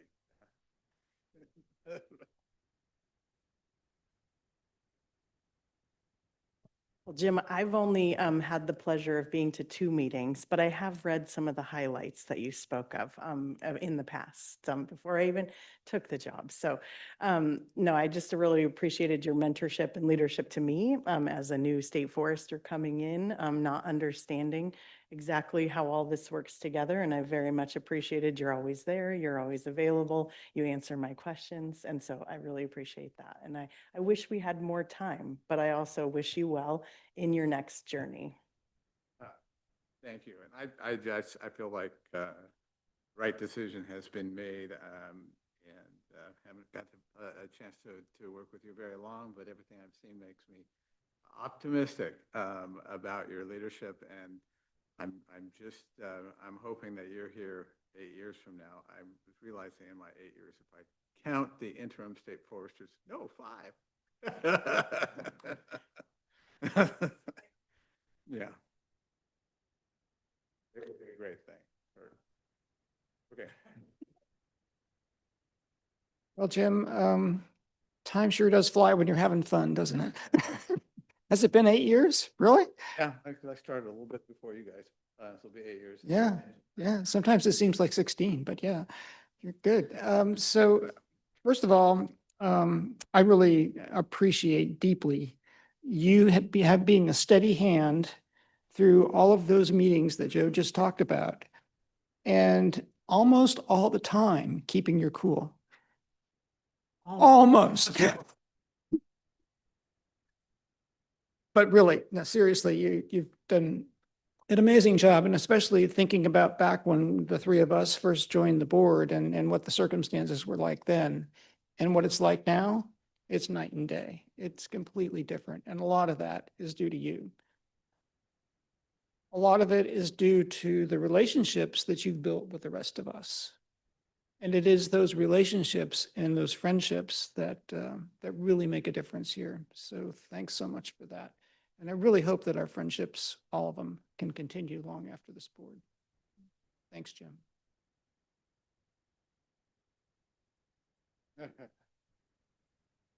Yeah, these are always a little awkward. I'm sure it's awkward for you. I would say there's not a lot of incentive to do work like this, particularly in the chair's role. I think that if there's anything that makes Oregon great, it's the willingness of prominent Oregonians to step into hard conversations like this. And you are an excellent example of that. You didn't have to do it, and we all benefited by your efforts and the good humor and the leadership and the cheer that you brought to our work. Really enjoyed working with you, Jim. I've really enjoyed working with you too, Heath. We really have.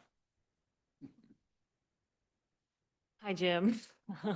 It's been a short but sweet time getting to serve on the board with you. And yeah, I really appreciate your leadership and the advice you've given me when I first joined the board. And, you know, this can be kind of a scary and intimidating board to be on. And I really appreciate your tone. It's always really friendly, supportive, and it's just been really lovely working with you, and we'll miss you. Where are you going on your boat? Going up, gonna try to avoid all the smoke. Yeah. Go north. Nice. We'll enjoy. I shouldn't say that, but up in Puget Sound to Canada. Thank you all.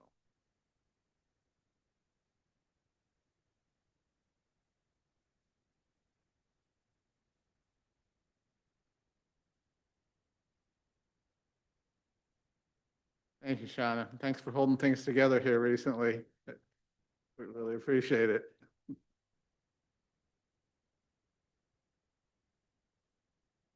Okay. I guess, yeah. I think this Board of Forestry meeting is done.